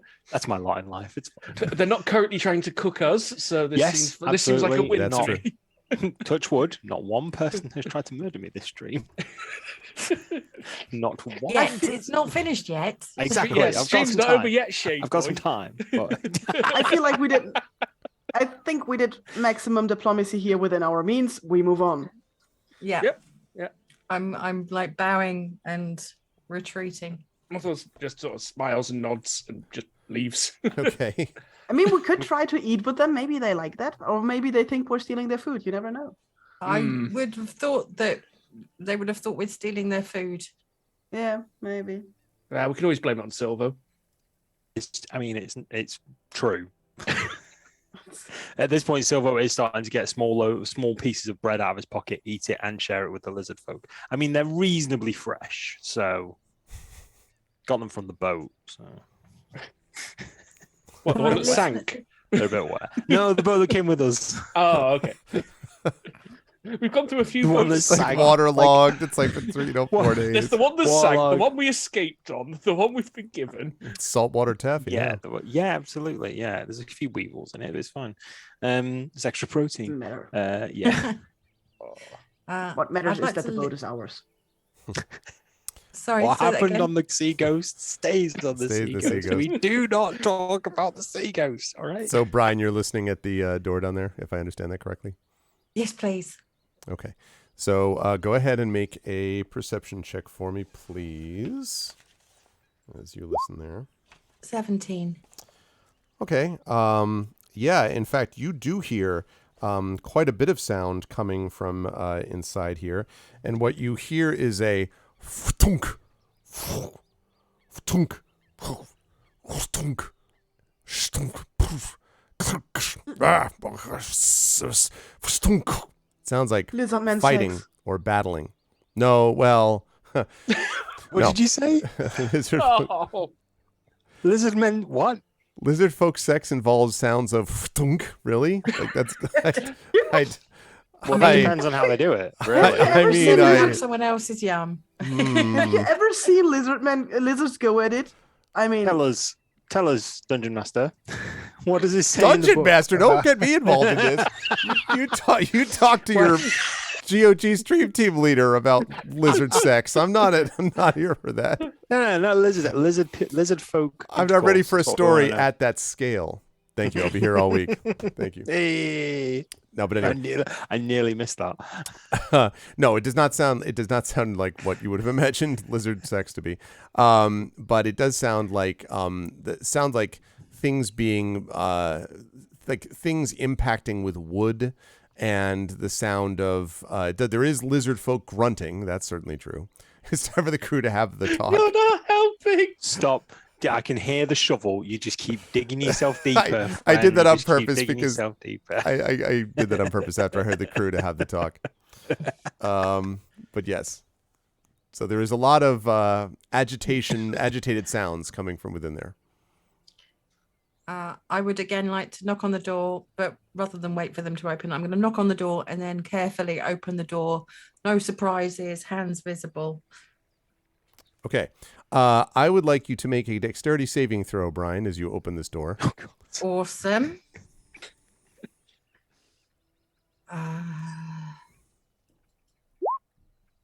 10. Okay. I would say, Okay. You are knocked backwards, Brian, and probably it looks like you're knocked into waves by a javelin. And at first you're like, but it's not actually a real javelin. It seems like it's a javelin which has almost been the equivalent of peace-bound. So like the sharp edge has had soft material placed on it. You are still going to take a point of bludgeoning damage, though, as you are knocked backwards.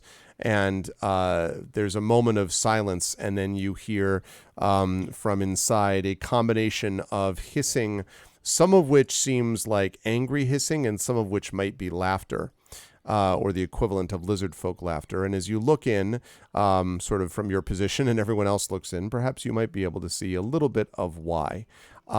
You are looking into, there we go.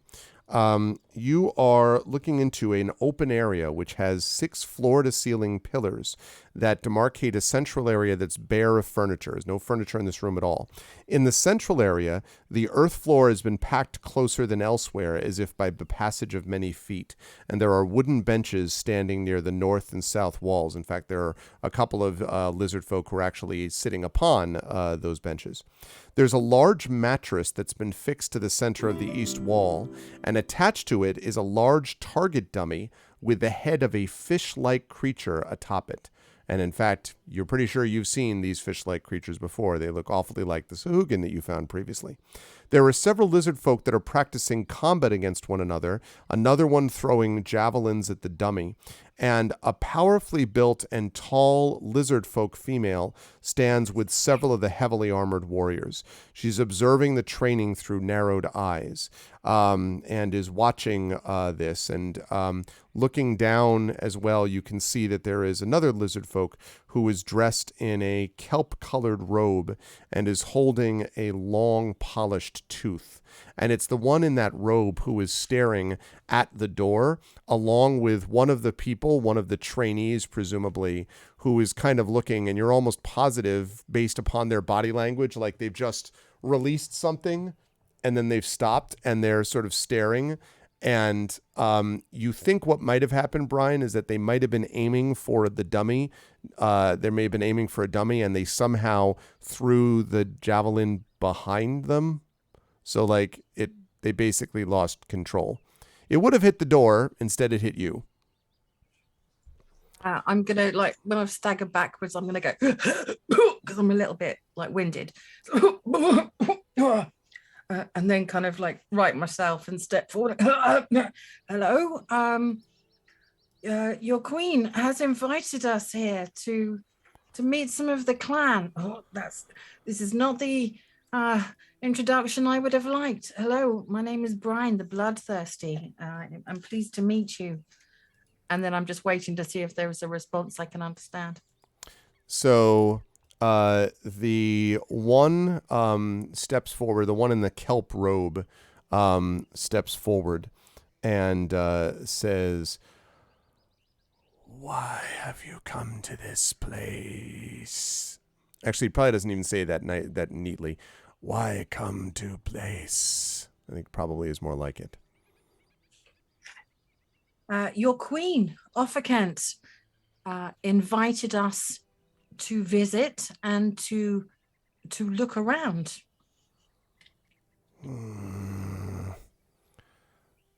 Why have you come to this room? Why wish to watch us? I point towards the door and repeat the noises we've heard. I also want that javelin. And so you do that, and the one in the kelp-colored robe kind of, narrows his eyes even further, if that's possible, and then says, and walks over and picks up the javelin from the ground. I assume you haven't quite stood up yet, Brian, but as you're maybe doing so now, or I guess not stand up, but I guess sort of leaning, pays no attention to you at all, pretty much, just turns around, comes back with the javelin, and tosses it to the lizard folk, who is still in full follow-through mode, like has not taken their hand back or whatever yet. They're just still like this, and tosses it back to them, and then says, "Next, and points at the dummy, and the lizard folk sort of looks at you, looks like a fairly young lizard folk, and turns, and this time throws the javelin in the right direction, misses the dummy badly, but not against you, just sort of bangs against the wall, and it clatters to the wall, and the sound echoes, and the kelp-colored robe guy walks up to the lizard folk, who's kind of looking up at him, and he says, "This is what happens when people are distracted." And he takes the lizard folk, picks him up, and tosses him at the dummy. And so the guy just boosh, like rams into the dummy and hits the ground. It's a very impressive throw. And then sort of gets the ground and then stands up slowly. And the kelp-colored robe guy says, "This back to place." And then in lizard folk, and the lizard folk kind of hisses softly, but returns to his place without saying anything else. And then the kelp-colored robe guy turns back to you and says, "What else you want?" From this, because he was holding his stance where he was throwing the javelin, obviously because expert fighter, I don't think anyone would disagree with that, except if you've actually witnessed any of the fights that Brian has got into. Can I offer any pearls of wisdom as to why he missed the target? Maybe you should have gripped it slightly more with your thumb and followed through from your shoulder, then you would have hit your target, type thing. So it occurs to you, Brian, that you can try to do this, but so far the only one that you know actually speaks common is the kelp-colored robe guy. So you would have to show them rather than tell them if you wanted to do this. Okay, I'm not going to Demo. I'm not going to disrespect Kelp Road guy. I'm gonna stand up and I'm gonna slowly walk into the room with my hands up and address the Kelp Robe lizard directly. And I say, I see from your prowess, you are a great warrior, a great fighter. I did notice that the youngling was not quite gripping the javelin properly. May I demonstrate to your recruits? And so he kind of thinks about it for a minute, and then, you may proceed. And then he says to the lizard folk, and they all kind of back up. And so it's just you now standing there with the javelin. Okay, I am going to... It's blunt, isn't it? I'm not going to hurt anyone if I do. It is blunt right now, yes. All right, awesome. I'm going to take a stance and hurl the javelin at the effigy in the middle of the room. Not the effigy. The dummy? The dummy of the Sogan. Okay.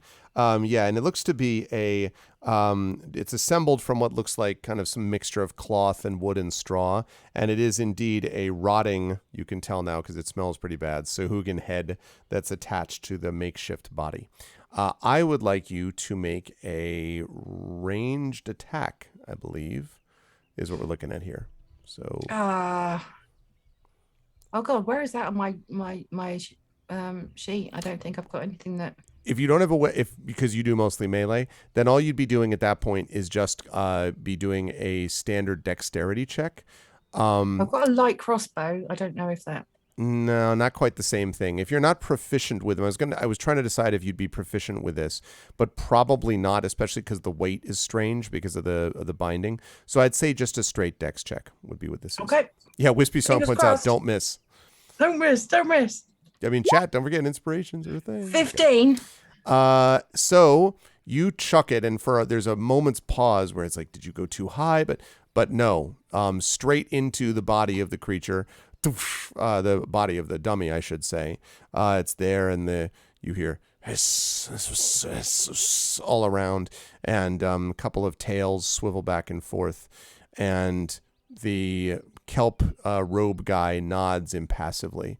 And he says, yes, that is how it must be done. And then he looks at you and he says, do any of you have other ideas, suggestions? I kind of like beckon everyone else into the room. Follow me, it's fine. Yeah, where are we in the room right now? I would assume you're right outside or like right near the door. Child lizards with me at yeah. the moment. Oh yeah, definitely bring the children into the war room. I can't see. What is their reaction when going in there? So when they go in there, they seem quite happy, and they actually scurry off to behind a couple of the pillars to sort of look out at what's happening. The other lizard trainees or whatever don't seem to pay much attention to them. Okay.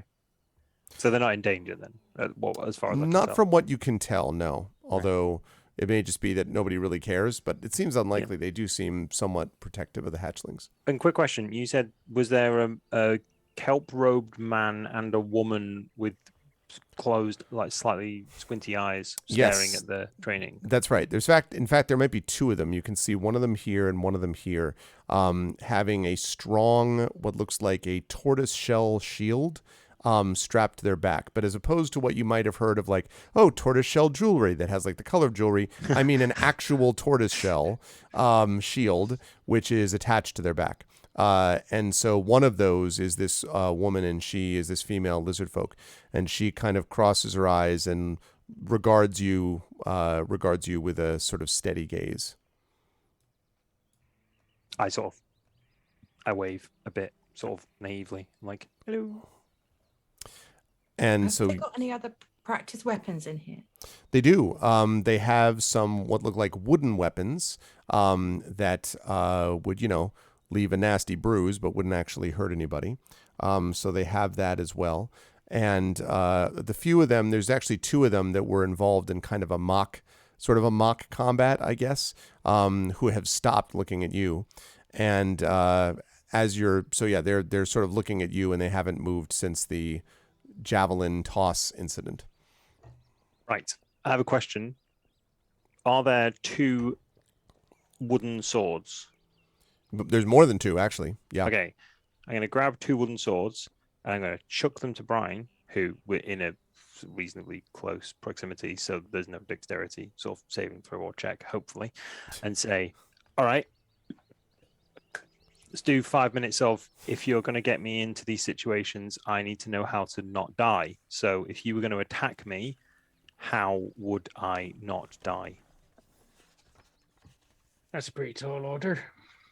Are you talking am I teaching you 5 ways to parry attacks? Is that what you're saying? Yeah, sort of. Like if you're an actual proper baddie and you want me dead, how can I not get hit by you attacking me?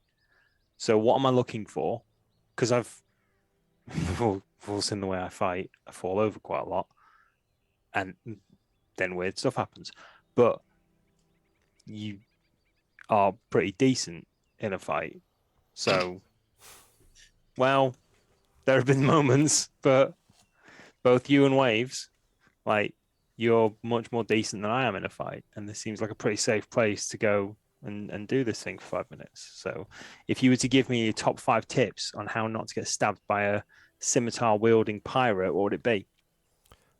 The lizard folk have given you, by the way, have moved off to the sides of the room where they can watch what is obviously a combat demonstration in progress. Yeah, let's move off to the side of the room, actually. Absolutely. No. They have moved off to the side of the room. I see. You are in the center of the room. Of course they You have the floor, Mr. Silver. Right, Yeah, cool. I'm demonstrating with you. Don't worry, I won't hurt you. Yeah, no, that's fine. That's fine. Okay. Kelp robe guy moves to the side to watch. Waves knows step 1 of not getting killed if you get attacked with a weapon. I look for a weapon to put into Silver's hand. Yeah. Okay. I don't really use weapons. I'm saying this to Brian as well. Like, I don't really use weapons, so my best bet is to something avoid small, it. like a short sword or something like that. Not something. Yeah, I think big, short something- sword, daggers, that sort of thing. I don't know, but yeah, something with like that. finesse, please, if there is. So if there's a short sword, and I'm like, okay, all I've got is this, and I want to avoid or parry you or do something so that you aren't going to chop both my arms off, what do I do? So, Okay. one note before You hide Brian. behind the murder bird. Yeah, I was going to say one note before Brian answers that question, which is just to say that most of what you see, there are some wooden swords. There are also what look like, obviously, these piece-bound javelins. There are a few of those. And so there's not a lot of extra stuff around unless you give each other their weapons. Okay. So no wooden swords, short sword. There are wooden short swords, yes, but that's all there are along with the javelins, unless Okay. Oh, you wonderful. trade weapons. But there are plenty of wooden short swords, yes. Yep. Well, those are finesse, so that works fine. You can use dex. That's fine.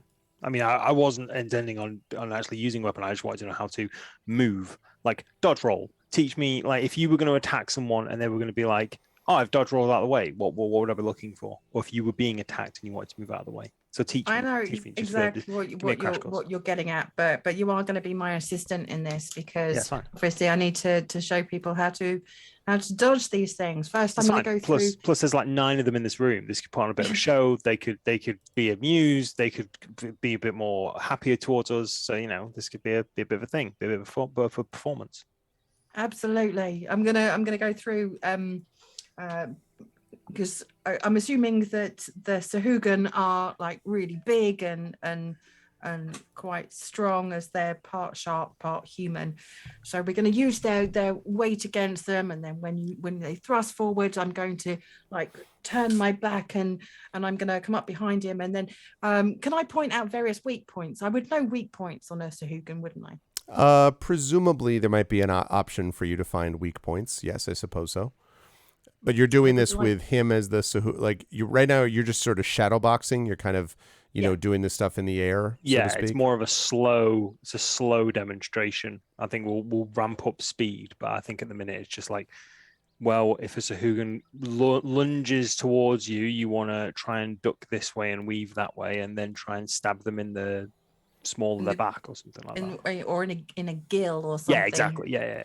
So after a moment, you do this for a minute or so, and then kelp robe colored guy says, "Where is the demonstration?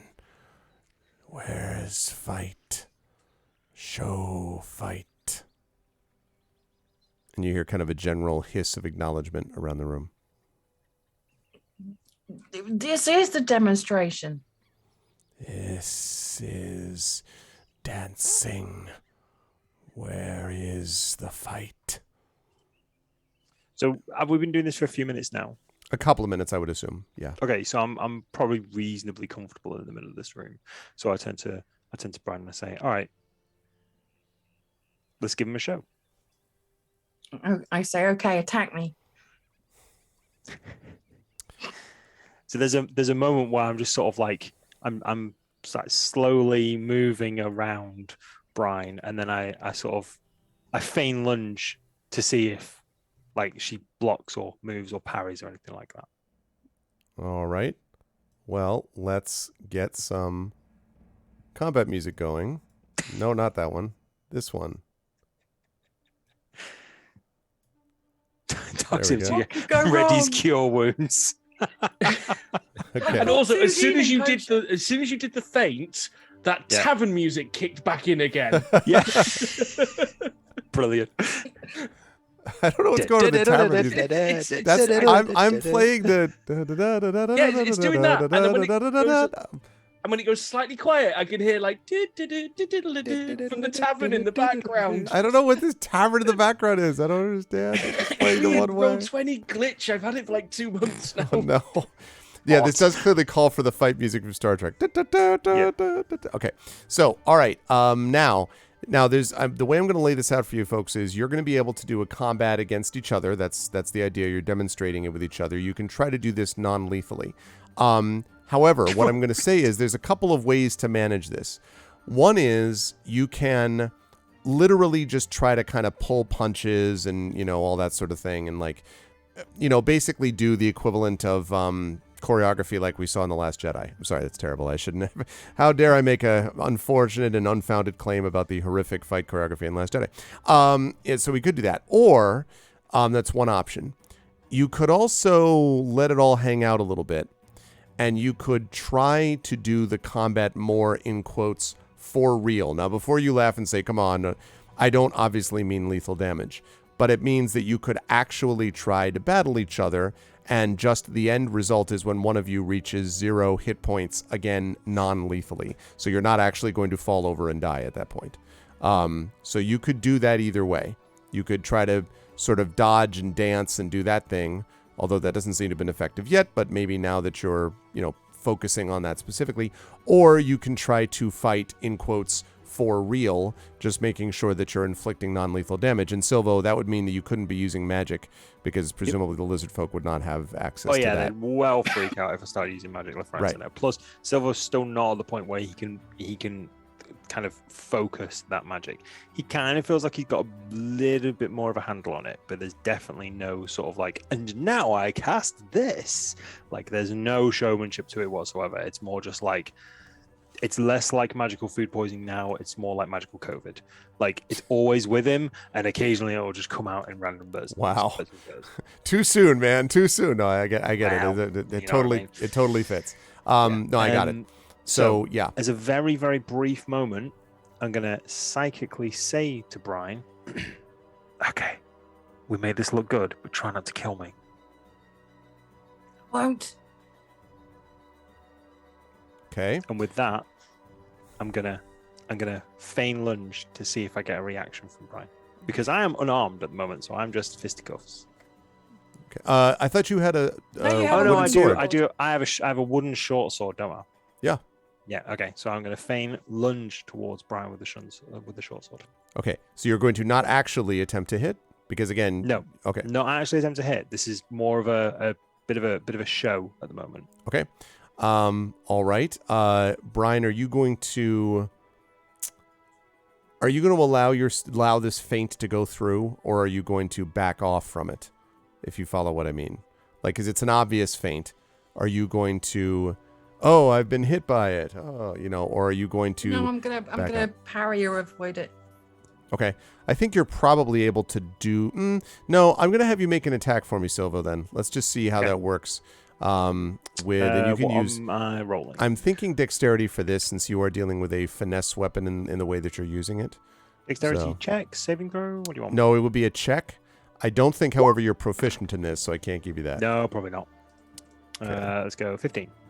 So a 15. Yes. Okay. Brian, what's your AC on this? 16. Okay, so that is a miss. Ducks out of the way. You were able to smoothly avoid it. So you're up, Brian. Okay, I would like to counter again, making it look as real as possible. But what would you like me to roll? I've got my scimitar macroed or an unarmed strike. You could do. I think you could do scimitar. You'd be proficient in this short sword again. But the idea is you're going to be doing this with non-lethal damage. I'm Absolutely, in danger. yep. Suddenly, you're like, sorry, you're too dangerous to live. Like, Yeah. How dare Decapitated you with a swing wooden your sword. wooden sword at me? Exactly. You know who I am. Well, ignore the damage. It's already included. But yeah, 20. Yeah. So my AC is 12. Okay. So that will definitely hit. So that's 6 non-lethal that you would do.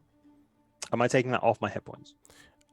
Yeah. I want you to keep this as a separate, like, little category, like 19 out of 19, but it's like a separate thing. Down. Yeah, I'll just write it down. Okay, so 19. And that is 6, right, Ananda? On that one that I saw? 6, yes. Okay. All right.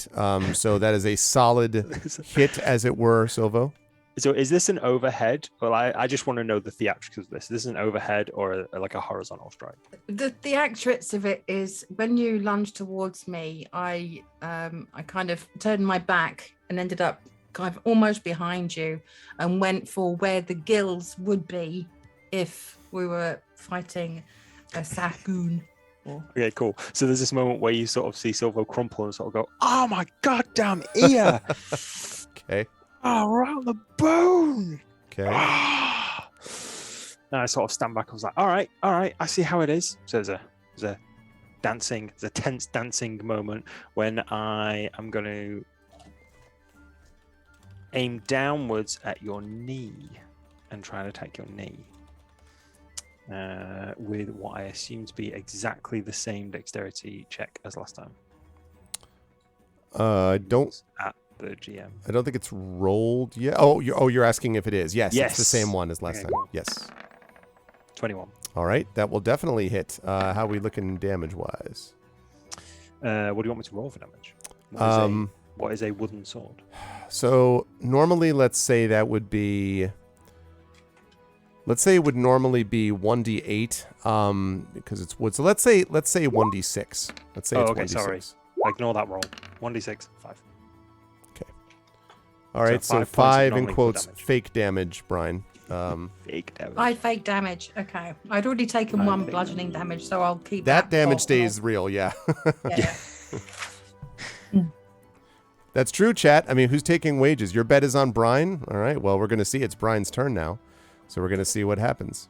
So you don't really know how Silver can get up and down from his knees quite this quickly, but you've never really seen a springy pair of legs quite like his. But he sort of like collapses onto the floor a second, swings out and just whacks the side of your kneecap and then just lifts himself back up just using his feet.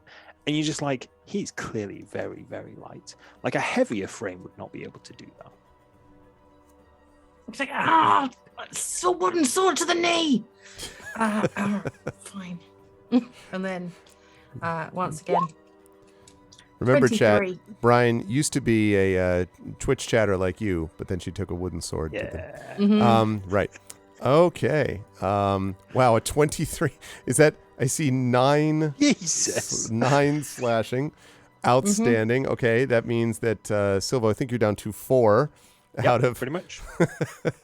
So, so you kind of stagger back. I want to point out that so far we have several side bets in chat on Brian. So Silvo, you got to pick. It's a You got to safe pick. Because I've bet. got more HP. Including Silvo's as well. Silvo has 5 gold on this. Okay. Yeah. So there's a presume. Is this a whack to the face? Is this the chest? Tell me. This is. I'm gonna go for kind of maybe like a rib shot or something. As he just sort of collapses onto his knees, like, oh, that's what that feels like. Oh, okay. There's a slow stagger to his feet as he just sort of tries to get back into position. You can see from somewhere there's blood on him. You haven't hit him in the face. There's blood on him. Are you okay? Are you okay? Okay. Do you need a minute? No, I'm okay. And now I'll snap into action where Brian has sort of gone, are you okay? And I'll lunge and try and get her under the arm, because if she was like reaching out and going, are you okay? I'm going to try and get her in the ribs, All right, let's see that roll. because I'm a devious bastard. And I'm gonna 15. I've I got an don't AC think of it's gonna hit. 16. That's not going to hit. AC of 16. Although I was tempted. You I was catch tempted it to under say- your arm. Yeah, exactly. What are you doing? So, what do you do, Oh. Brian? Is you now have this sword held under your arm temporarily? Well. And I kind of, again, just kind of shrug it off. And I'm like, all right, okay. And then I go for kind of, I want to go for the legs. Okay. Thought you were going to say the non-lethal coup de grace. It's like, Yeah. okay. Well, I thought you were going to say, I thought you were going to say the nuts.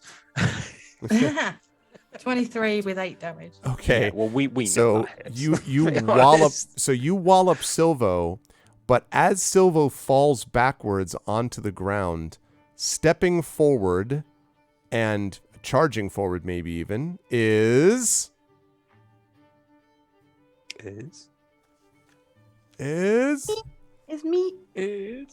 Waves leaps over with a wooden sword at the ready. All right, go ahead and make your attack, Waves. Silvo, you're out of this fight unless you want to get Yep. back in on the lethal Oh, side. God, no. Absolutely not. Okay. Okay. So There. just rolls out of the way. Okay, that poll should say Brian versus Waves, and Waves 20? is definitely going to win. My votes is on Waves. 20 will definitely hit. See, if Yep. Mortal joins in, someone's getting set on fire. There. Suddenly not a someone fair comes in, fight. totally misunderstands. What? The strangers? Like all the listeners. Yeah. Like, damn it. This is a And Molotov 10 fight, right? damage. These 10 are training Molotovs. 10 damage. That's right. So you're at 18, I think, out of 33 non-lethal. 18. Okay. All right, Brian, you're now facing a prepared Kenku with Morthwell Okay. waiting on the sidelines. That's not going to beat her AC. Look, every single roll I've done so far would have beat Waves' AC, with the exception of that one. Nope, that does not You beat my are AC. welcome. I dodged this. All right, Waves. Doesn't hit, I dodge it. And then I hit back. 23 23. Okay. with 11 damage. Wow. Max damage. All right. So, I bam. now have 7 temporary hit points. All right, Brian. You're noticing there's been definitely some hissing around. Oh, the strike back. 21 hits. 21 does hit. I take Mortal 8. would like to I'm run timid. in and jab Brian with one of his cure wounds crystals. Oh, wow. Okay. All right. How much is it going to do? That's going to be 1d8 plus 3. Give me a sec. And you know that is actually using that up for the moment, right? Like because I Yes, can't do a yes. non-lethal heal. Okay. All right. But I'm demonstrating the power of teamwork. Yeah, even if no, I it's love a it. one-on-one situation. Non-lethal heal. I make you feel better. You got this. You're not actually better, but you. Okay. Right, hang on. Okay, That's not rolling. Give me a sec. I want to do one of those lizard men fighting hisses that we've heard. That sounds good, but wait before you do that. I want to make sure I know what the amount is that we're working Yeah, hang on. My windows aren't obeying me. Oh, there it is. Okay, right. with. 1d8. Bird. Oh, no. Okay, yeah. No, it's not a d8. Yes, like D8. looked Okay. like D8. Yeah, it's 5. Okay, It's so 5. you have 12 out of 33 non-lethal, Brian. Okay. Thank you. So Morthwill did that. Okay, Waves. You want to do this? straight on past the floor. Just You wanted to do the hiss. The. I want to do the hiss. Okay. All right. And then I'm gonna attack again. Okay.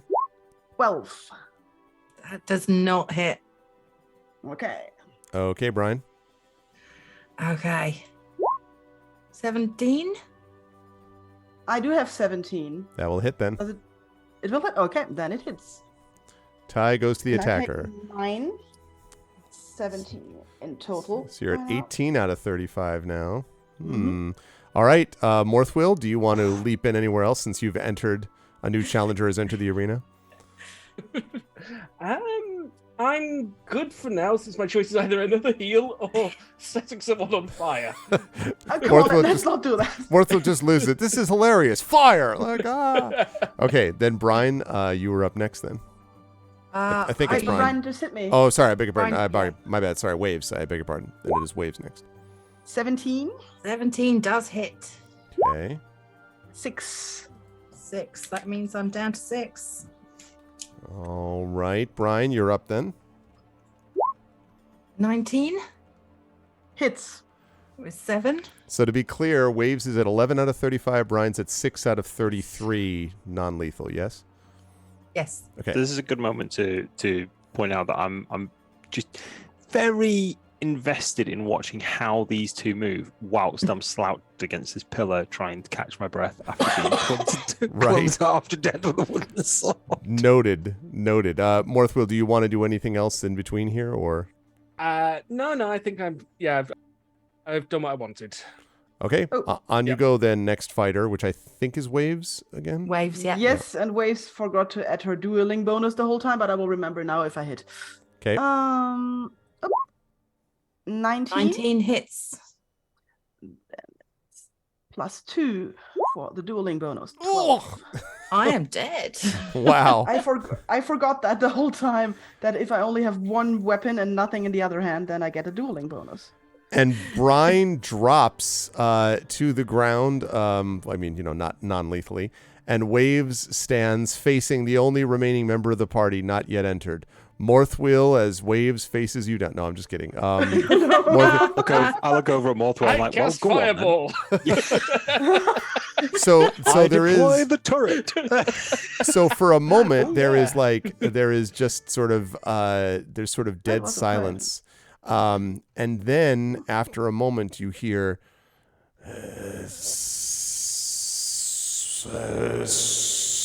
and there's like this very loud hissing, and you all look around probably a little bit alarmed at first, but then you realize you can see that the lizard folk are swishing their tails along the ground, almost as if in some kind of approval of what they've seen. And the kelp-colored robe guy comes over and kind of reaches his hand down to, I guess it would be Brian, who went down most recently, and reaches his hand down to you. I take his hand and accept his help up. I take Brian's other hand and lift her up. So he does that, and then he goes over to Silvo, and he offers to lift you up also. Thank you. And he says, so this is your method of fighting. Would you act in this deceptive way in the fight? I might. Who's he talking to? Me? He was sort of not specifying, but then he would also turn to take all of you in and be like, Is this how the fight would proceed? There is nothing deceptive in healing up a teammate in need. I will ask, let me see. I will ask Brian here to make a charisma check for me, please. Ooh. Just a straight charisma check. This is going to be persuasion, actually. Okay. 20?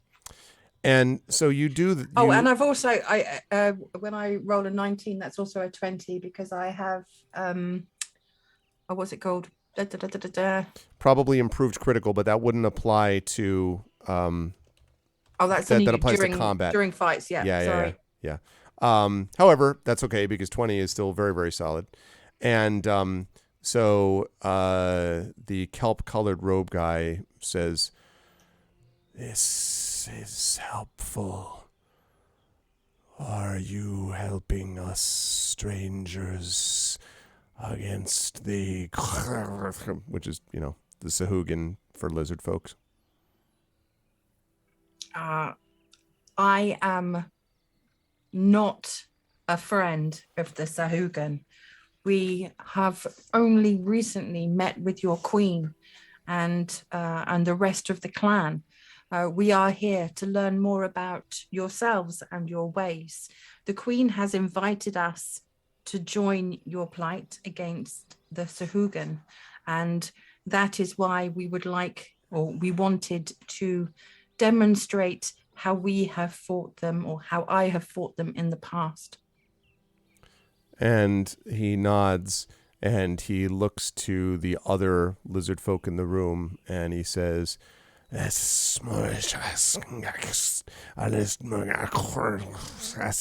he's pointing down at you, Brian, and then the three of you, and then the three others, Waves, Morthwill, and Silvo, and then the lizard folk around the room and pointing at the dummy. And he sort of says a couple of what are clearly lizard folk names, and they step out onto the floor and they begin to spar, and a couple of other begin to toss things towards the dummy. But you can tell as the lizard folk are kind of, the trainees are hissing at each other in excitement, that you seem to have made some impression here. And the kelp-robed guy seems to pay no further attention to you, other than the fact that you sort of nods in your direction respectfully. Can I walk up to the kelp-robed man and Sure. ask him a question? Sure. So I'm sort of holding my ribs because they're really sore. Yeah. So and the side of my head for some reason. Non-lethal. Remember, non-lethal. It's non-lethal, but it still hurts. It's non-lethal in the Batman way of non-lethal, Yeah, right? yeah, Like, It's non-lethal, not non-painful. exactly. Exactly, right? Oh, that's my blood. Oh, lovely. We're talking to your people, but we don't know how to communicate that we're friends. How do you say we're friendly in your language?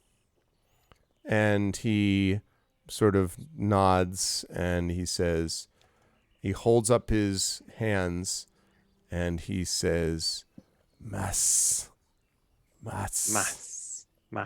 Like that. And he kind of like, right. And he says, Mass. not mush. That means death. Mass. Okay. Math. And he nods. He Okay. says, that is close. Okay. If only we had a Kanku on the team that could repeat that exactly. Exactly, right? Yep, I repeat that. I grab Waves and I just drag Waves slightly closer. I'm just like, pay very close attention to this. Please pay very close attention to I this. do. Please say I that pay again. attention. Mass. Thank you. I say it. Did you get that? Okay, excellent. Yeah, he says that. Yeah, I he put nods. Waves He's back where like, Waves was. he nods with clear respect at Waves' repetition of his Waves is statement. very- Yeah, she's very good at very Did impressed. I also hear what death was like? It was marsh. It's not, so you have mess. It was marsh, like ma versus ma. Okay.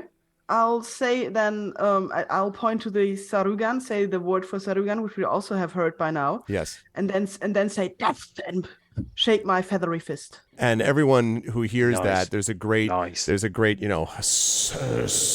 that goes up in the room, and one of them comes over, waves and claps you on the back, so you like stumble forward, so they seem most impressed as they continue their battle. And I do want to ask the party: are you planning to go south or back west out of the room? First off, I want to put like a very friendly arm around Waves' shoulder to show there's no hard feelings, and just turn and say, remind me never to get on your bad side, and then carry on. Okay, I don't feel like I have a bad side, but still, I pat her back on the back, and then I look if Silver needs further healing. Yeah, I just like we're just sort of walking together. I just look over at Brian, and I'm just like, so that's how I avoid getting hurt. Great.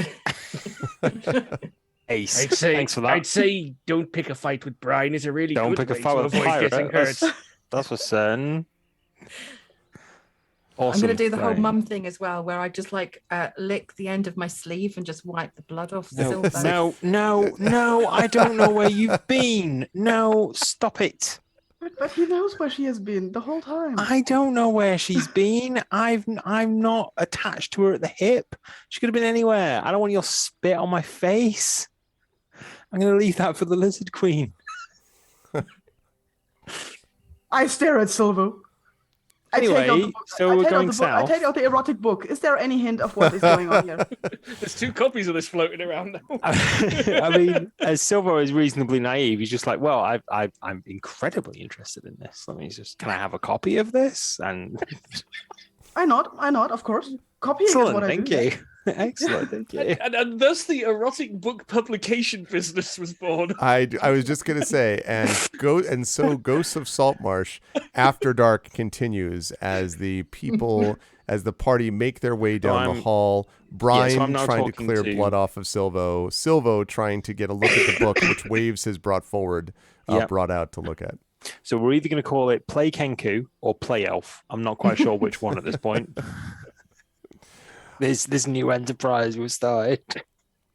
And as you leave the room, the camera, I think, would catch the kelp-colored robe guy looking after you as you leave and hissing thoughtfully.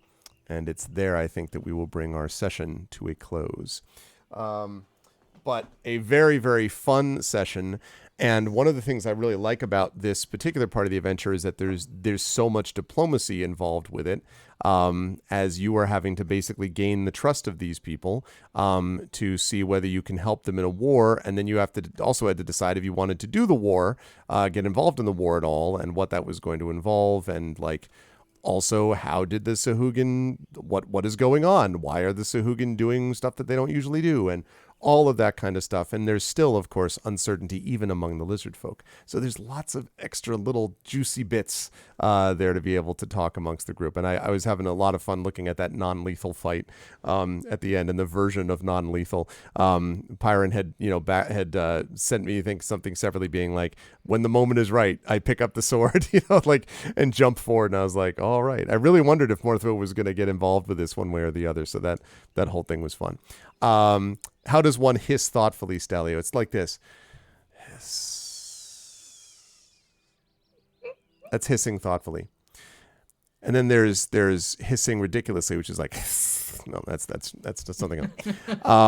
Anyway, this was a really good time. I will start as per usual, bottom right, with Inanda. Really fun stuff from Brian today. I think I really wondered what you were going to do when you came across especially the room with the fighters in it, and how that was all going to get managed. And I think you did an excellent job in sort of doing a Bruce Lee demonstration, and no shame in the fact that you quickly eliminate Silvo as a threat only to see Waves emerge on the scene. So there was a lot going on as you were demonstrating this, all for the benefit of getting these lizard folk on side with you, which you clearly did in some capacity. How did you feel about, and also you have something to work with now that you know that you have 24 hours to get these people on your side. Oh, which reminds me, you have worked so far. It's been about an hour since leaving the room and between the fight and everything else. So you have about 23 hours left. I'm just letting y'all know.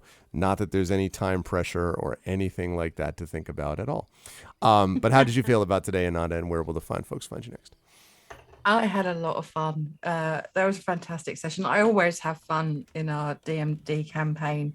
This was a lot of fun. I knew for a fact, walking in here going, I can show you how to fight properly. If I had chosen Waves as a sparring partner initially, I would have just been beaten down straight away. I know Silvo doesn't carry a weapon, so chances were, and also has low HP, chances were I would have been able to demonstrate like terrifically. But yeah, the fighting Waves was never going to go Brian's way. I like the idea at the beginning, by the way, that Silvo was like, he's just like, oh yeah, clear. Oh yes, I'm definitely going to clear some room. Like, no. They clear room for you. They clear room so you are the one. But anyway. But yeah, it was a lot of fun. I really enjoyed today. Looking forward to next time already. People will find me over on my own channel for the rest of the week. I am currently playing Return to Monkey Island, some Dark Souls 3, some Cult of the Lamb, and on Friday I'm spending a few terrifying hours playing Mortuary Assistant. And then I'll be back over here on Saturday, game to be announced. Looking forward to it. Awesome. Thanks, Ananda. As always, a pleasure. Great stuff. Also great stuff out of Peripheral Mike with Silvo. Again, I like the idea that Silvo had a couple of like lunge at Brian moments. I like the idea that you did hit her once and then the other time she's just like, what is this? Like, and every time it was just like, doosh, doosh, major strike backs against things. And also the fact that there is this question in Silvo's mind about whether, are we sure that we want to go this route and do this thing? This isn't necessarily our fight. And then what happens so there's mixed things, because at the moment, Silvo, it feels like to me, is sort of a person without an obvious group except this one. Saltmarsh, you can't really call your home exactly. And obviously, you don't know for sure if you want to get on board with the lizard folk or what. So there was all that uncertainty there. And so Silvo still kind of playing that out in his head about, which horse to back. Ultimately, although, of course, the group is going to be most important to him, I assume. But that's been interesting to watch as well. How did you feel about today's session? Where will the fine folks find you next, Mike? Honestly, I absolutely loved it. Yeah, you're right about Silver not really knowing what horse to back. It's really hard for me not to just throw my hat in and go, yeah, we'll do this random quest for this random person we've never met before, and we'll try and save the world, because that's what I want to do in an adventuring group. But I have to understand that Silvo has never done this before. Silvo he's sort of survived on the streets of Saltmarsh for so long, for about a year or so, and before that he had quite a traumatic time in Seaton because of his powers and because of their emergence. Obviously more details on that to be announced, but he sort of feels like, well, this is going to pass, right? Like you're all going to go away, like you're going to get your own lives, you're gonna Brian's going to get on a ship, Waves is going to go elsewhere, Morthrill's going to get another job somewhere, so everyone's just going to leave him. So why would he invest his time and effort into these people so much that he's so invested in their quest? And that's a real thing for him, that he's never really had a quest, never had a purpose. And I suppose there's a part of him that's looking for that purpose, but he feels like he has it because of his place in Saltmarsh as this sort of like beggar prince, almost. Like everyone knows him as sort of like, well, he's got a heart of gold, but he still lives on the streets sort of effort. But again, there's this fear that he doesn't want to get too close to these people because they're gonna leave him, they're gonna abandon him. So he doesn't want to get too invested in everyone. He doesn't want to get too invested in sort of the the mother-son or sibling relationship that he's got going on with Brian, Right. or the sort of elderly brother relationship he's got going on with Morthwell, or the sort of camaraderie he's got going on with Wes. He wants that. He really wants that, but he doesn't. He just has this underlying foundation that people are going to abandon him. So it's really hard for me to sort of like role play that without sort of going, and my axe sort of thing, like throw my hat in the ring.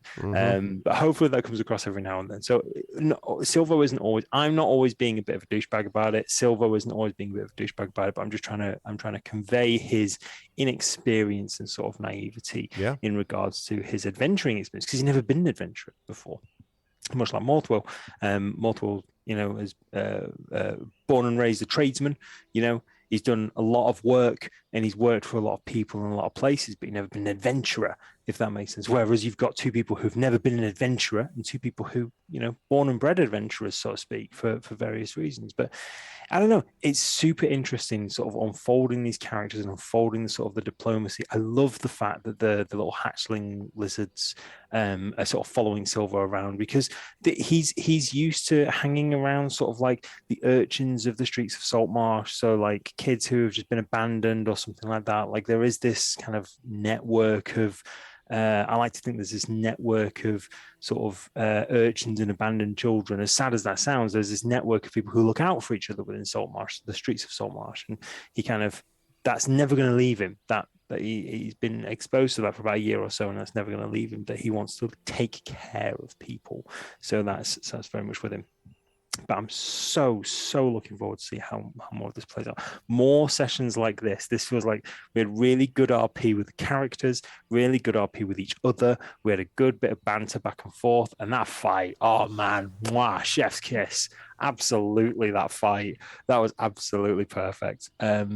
Yes, I'm already thinking more Saltmarsh when.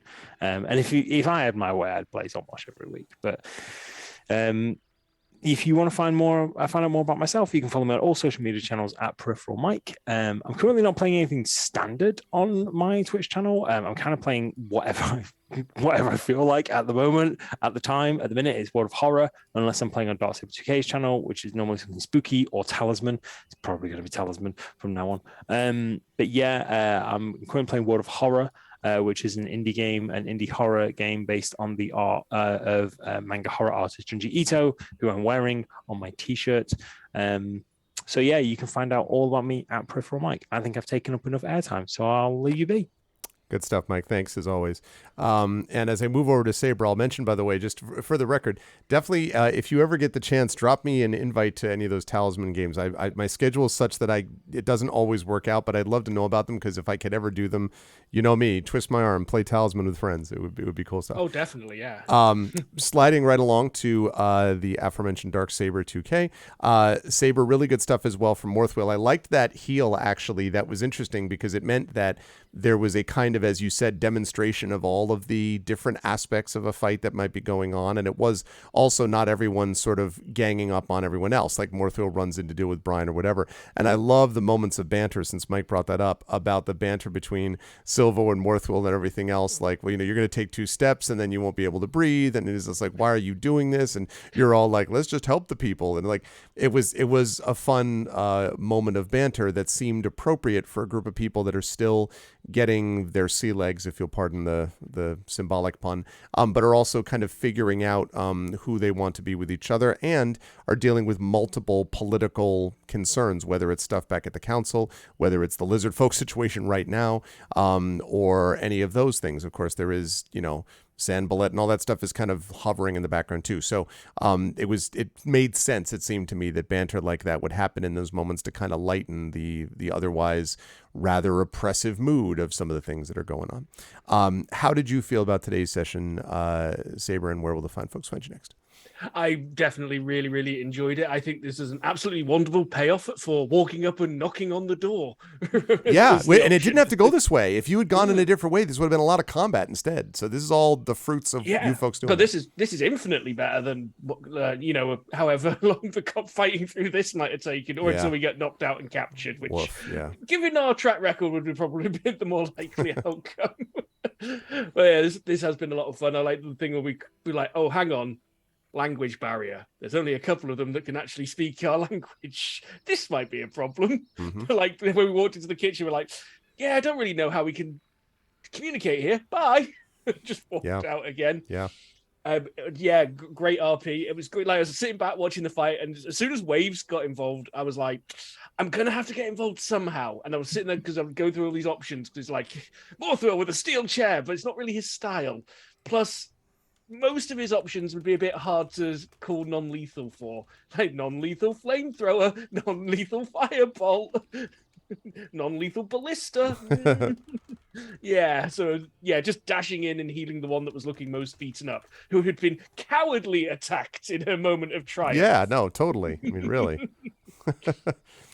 It was very much, but it started to feel very much like pro wrestling now that I think of it. Just sort of like, oh, the tag team that was the intent. That was the intent. I wanted it to be a bit of a performance. Wait, to you become a heel. Lizard people on side. Yep, absolutely. So No, I had to be the sort of sneaky sort of attacker. Like, no way I'd take on someone like Brian in a head-to-head combat. I'd run away or I'd try and blag my way out of it. But you missed a chance then to stand up then and just at some point to be like, and his name is da, da, da, da. Like they just had the whole John Cena theme music in the background. Just stand up and be like, all right, we'll call it a draw. Right. You can't beat me because I don't concede. How much for you to leave me alone? I got some gold. But yes, I'm definitely looking forward to, because we've got more of this. This is just like the first couple of rooms. Yeah, you got more. You got more people to get on side. Yeah. Yeah, so I'm definitely looking forward to seeing what else might happen. That was also another consideration. Is like, do I burn through other stuff which might possibly turn out to be useful later, and then I'll be like, So that's why I did help. But I thought the run-in heal was definitely something Morthwell would do. Because it's like, yeah, what's the most meaningful thing I could do at this time that also won't cause further harm? Especially because he's also bearing in mind, even though they might be not fighting, these are still his companions. Right. Possibly even his friends, maybe, right. Except Silvo, who's a bit of a dick. But no, in all seriousness, Morthwell's, he's principled. Like the lizard folk have treated him, in his eyes, fairly, considering he's come to their home. They could have attacked him. He could be in a prison right now. Right. They spoke to him. They've given him information that they didn't have any need to volunteer.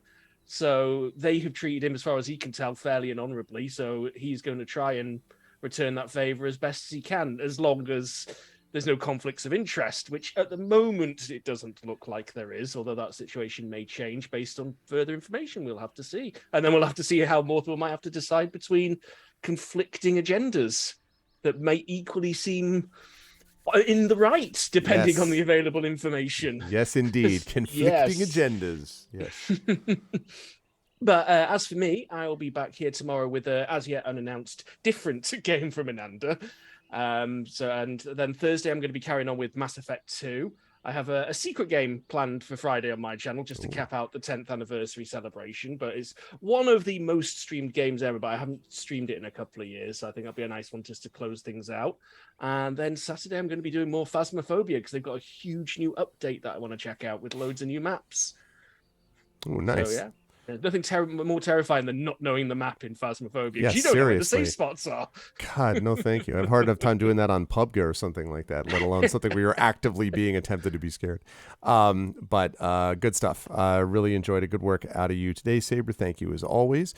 Last but certainly not least, Pyron Waves. First of all, as I said, I love the secret. I pick up the sword and then jump forward thing. I thought that was great. And secondly, Waves' ability to be able to repeat back language is going to be very helpful here. And I was wondering when people were going to start making use of that more often. And especially when it was like, no, it's mass for peace and mos for death. And you're like, can you come here, Waves? Because like you just no, the accents on the A or whatever, like this is going to be kind of important, I think. So Waves specific thing will be important there. Plus also, I was curious about how Waves was going to approach the way that the lizard men treated them, because of course the lizard folk aren't necessarily, they're not lawful good creatures, but they have behaved honorably in a way that it seems to me a paladin would appreciate. So I was curious to see how Waves felt about that, and so there's a lot of there are multiple things there. I also was amused at Waves like herding the cats out of the room. That was also kind of funny. You should all leave with me now. How did you feel about today's session, Pyron? Where will the folks find you next? I loved today's session, and I promise that I'm going to get all my technical difficulties fixed until our next RPG session, which I think is already next Tuesday. Next Tuesday. Although some of those were on point, by the way. You had some really good ones from Darkest Dungeon that were appropriate for the moment. So I was quite sure these would work, so I decided on them. Yeah, that's good. Luckily, but yeah, I really liked it, and I'm a bit sad that we didn't figure out a way to have food diplomacy, because I think that might have been better for everyone involved. But yeah, let's see where all of this goes. And Waves is impatient, but she's also actually quite helpful, and having this Sahugan have like block up the seaways is something she definitely does not want. So there might have been like an egotistical motive here, like, yeah, Saltmarsh might have a problem. Yeah, okay, the lizard man might have a problem, but I will also have a problem. And right. So yeah, let's see where this goes. Yeah, and so people, I would love to be able to stream this weekend, but I have a few family things that I need to take care of. Because the whole stream team is currently waiting, or not the whole, but a lot of people on the stream team are waiting for a certain release to happen. And I would also like to stream that release that will hopefully happen. But I can't this weekend. And it's a pity. And I really hope I find some time and some voice to stream next week, because still, like, speaking is really hard. Oh. So, yeah. Hoping to see you all Tuesday, and maybe a second time next week. Well, thank you, Pyron, and feel better. And it is good to see you, back with us. And and all the best, as you know. And all the best for all of these lovely folks. You will, in fact, see 3 of them next week for Talisman Adventures. And they will, Pyron and Mike and Saber will be joined by Undeveloped Bruce next week. And then we will have Ananda back shortly thereafter for some more Ghosts of Saltmarsh. So you'll get more from Ananda as well. Chat, can we get some love for the amazing D&D with GOG team for Ghosts of Saltmarsh? To Pyron, Saber, Mike, and Ananda, thank you so much, players. And I'll see you folks again very soon. Bye, everyone. Thank you so Bye-bye. much. Bye. Bye. All right. And that, folks, is going to do it for us here on Pen and Pixels today, as another Pen and Pixels comes to a close. But as I said, I really did enjoy this quite a bit. I don't feel like I need to say for the millionth and 1th time about how important D&D stuff is to me, or why I love this game so much, or why I love being able to do it, except to say that part of the reason that I feel that way is simply because of the people involved, and getting a chance to work with the people that I have been in my various campaigns has been just amazing, including this group. And I love working with this crew and love having the chance to do so on a regular basis. And so you're going to see more of them coming up very soon with Saltmarsh, and of course coming up with more Talisman Adventures, which we'll have next week. Saber will be with you tomorrow. That's going to be it for us here, though, on GOG. I'll be back on my channel on Thursday again with an Infernal Salon, which is basically a combination of a reading and playing of a game called Negocios Infernalis, which is a role-playing, narratively based game under development from my friends Carlos Hernandez and CSE Cooney. You'll definitely want to check that out. That's Thursday night if you haven't seen it. And then Friday, if you like D&D, and you're like, man, I wish I could play D&D with Arv, I'm glad that you asked, because you're going to get the opportunity to do so on my channel. Friday evening, I'm going to be doing some more D&D with viewers as I play Into the Unknown, which is something where the whole chat together plays this game. I have not had a chance to play it for a few months, and now you're going to get the opportunity to do so with me. That's happening Friday night. And then Saturday, we have got some Expedition from the Mysterious Peaks coming at you. No, sorry, not Saturday. That's wrong. I knew I was going to make that mistake once. I believe, actually, wait, let me check my calendar. I need to make sure that I get the calendar right, because I otherwise would do this wrong. Hold on. It's not Expedition. Expedition is right near then, but not on that day. Yes, okay. So we've got right. So we have a regular stream coming up on my channel, which may well be the game Lost in Random that I've been playing. And then on Sunday the 2nd, in an unusual Sunday stream, I don't usually stream on Sunday nights, I will be streaming Expedition from the Mysterious Peaks, which if you like Final Fantasy type games, if you like that sort of technology and magic mixed, and if you like D&D, then can I recommend you check that out, because I've got another group of amazing players for that as well. So that's going to be the deal. Have I done a room and studio tour? I have not done one.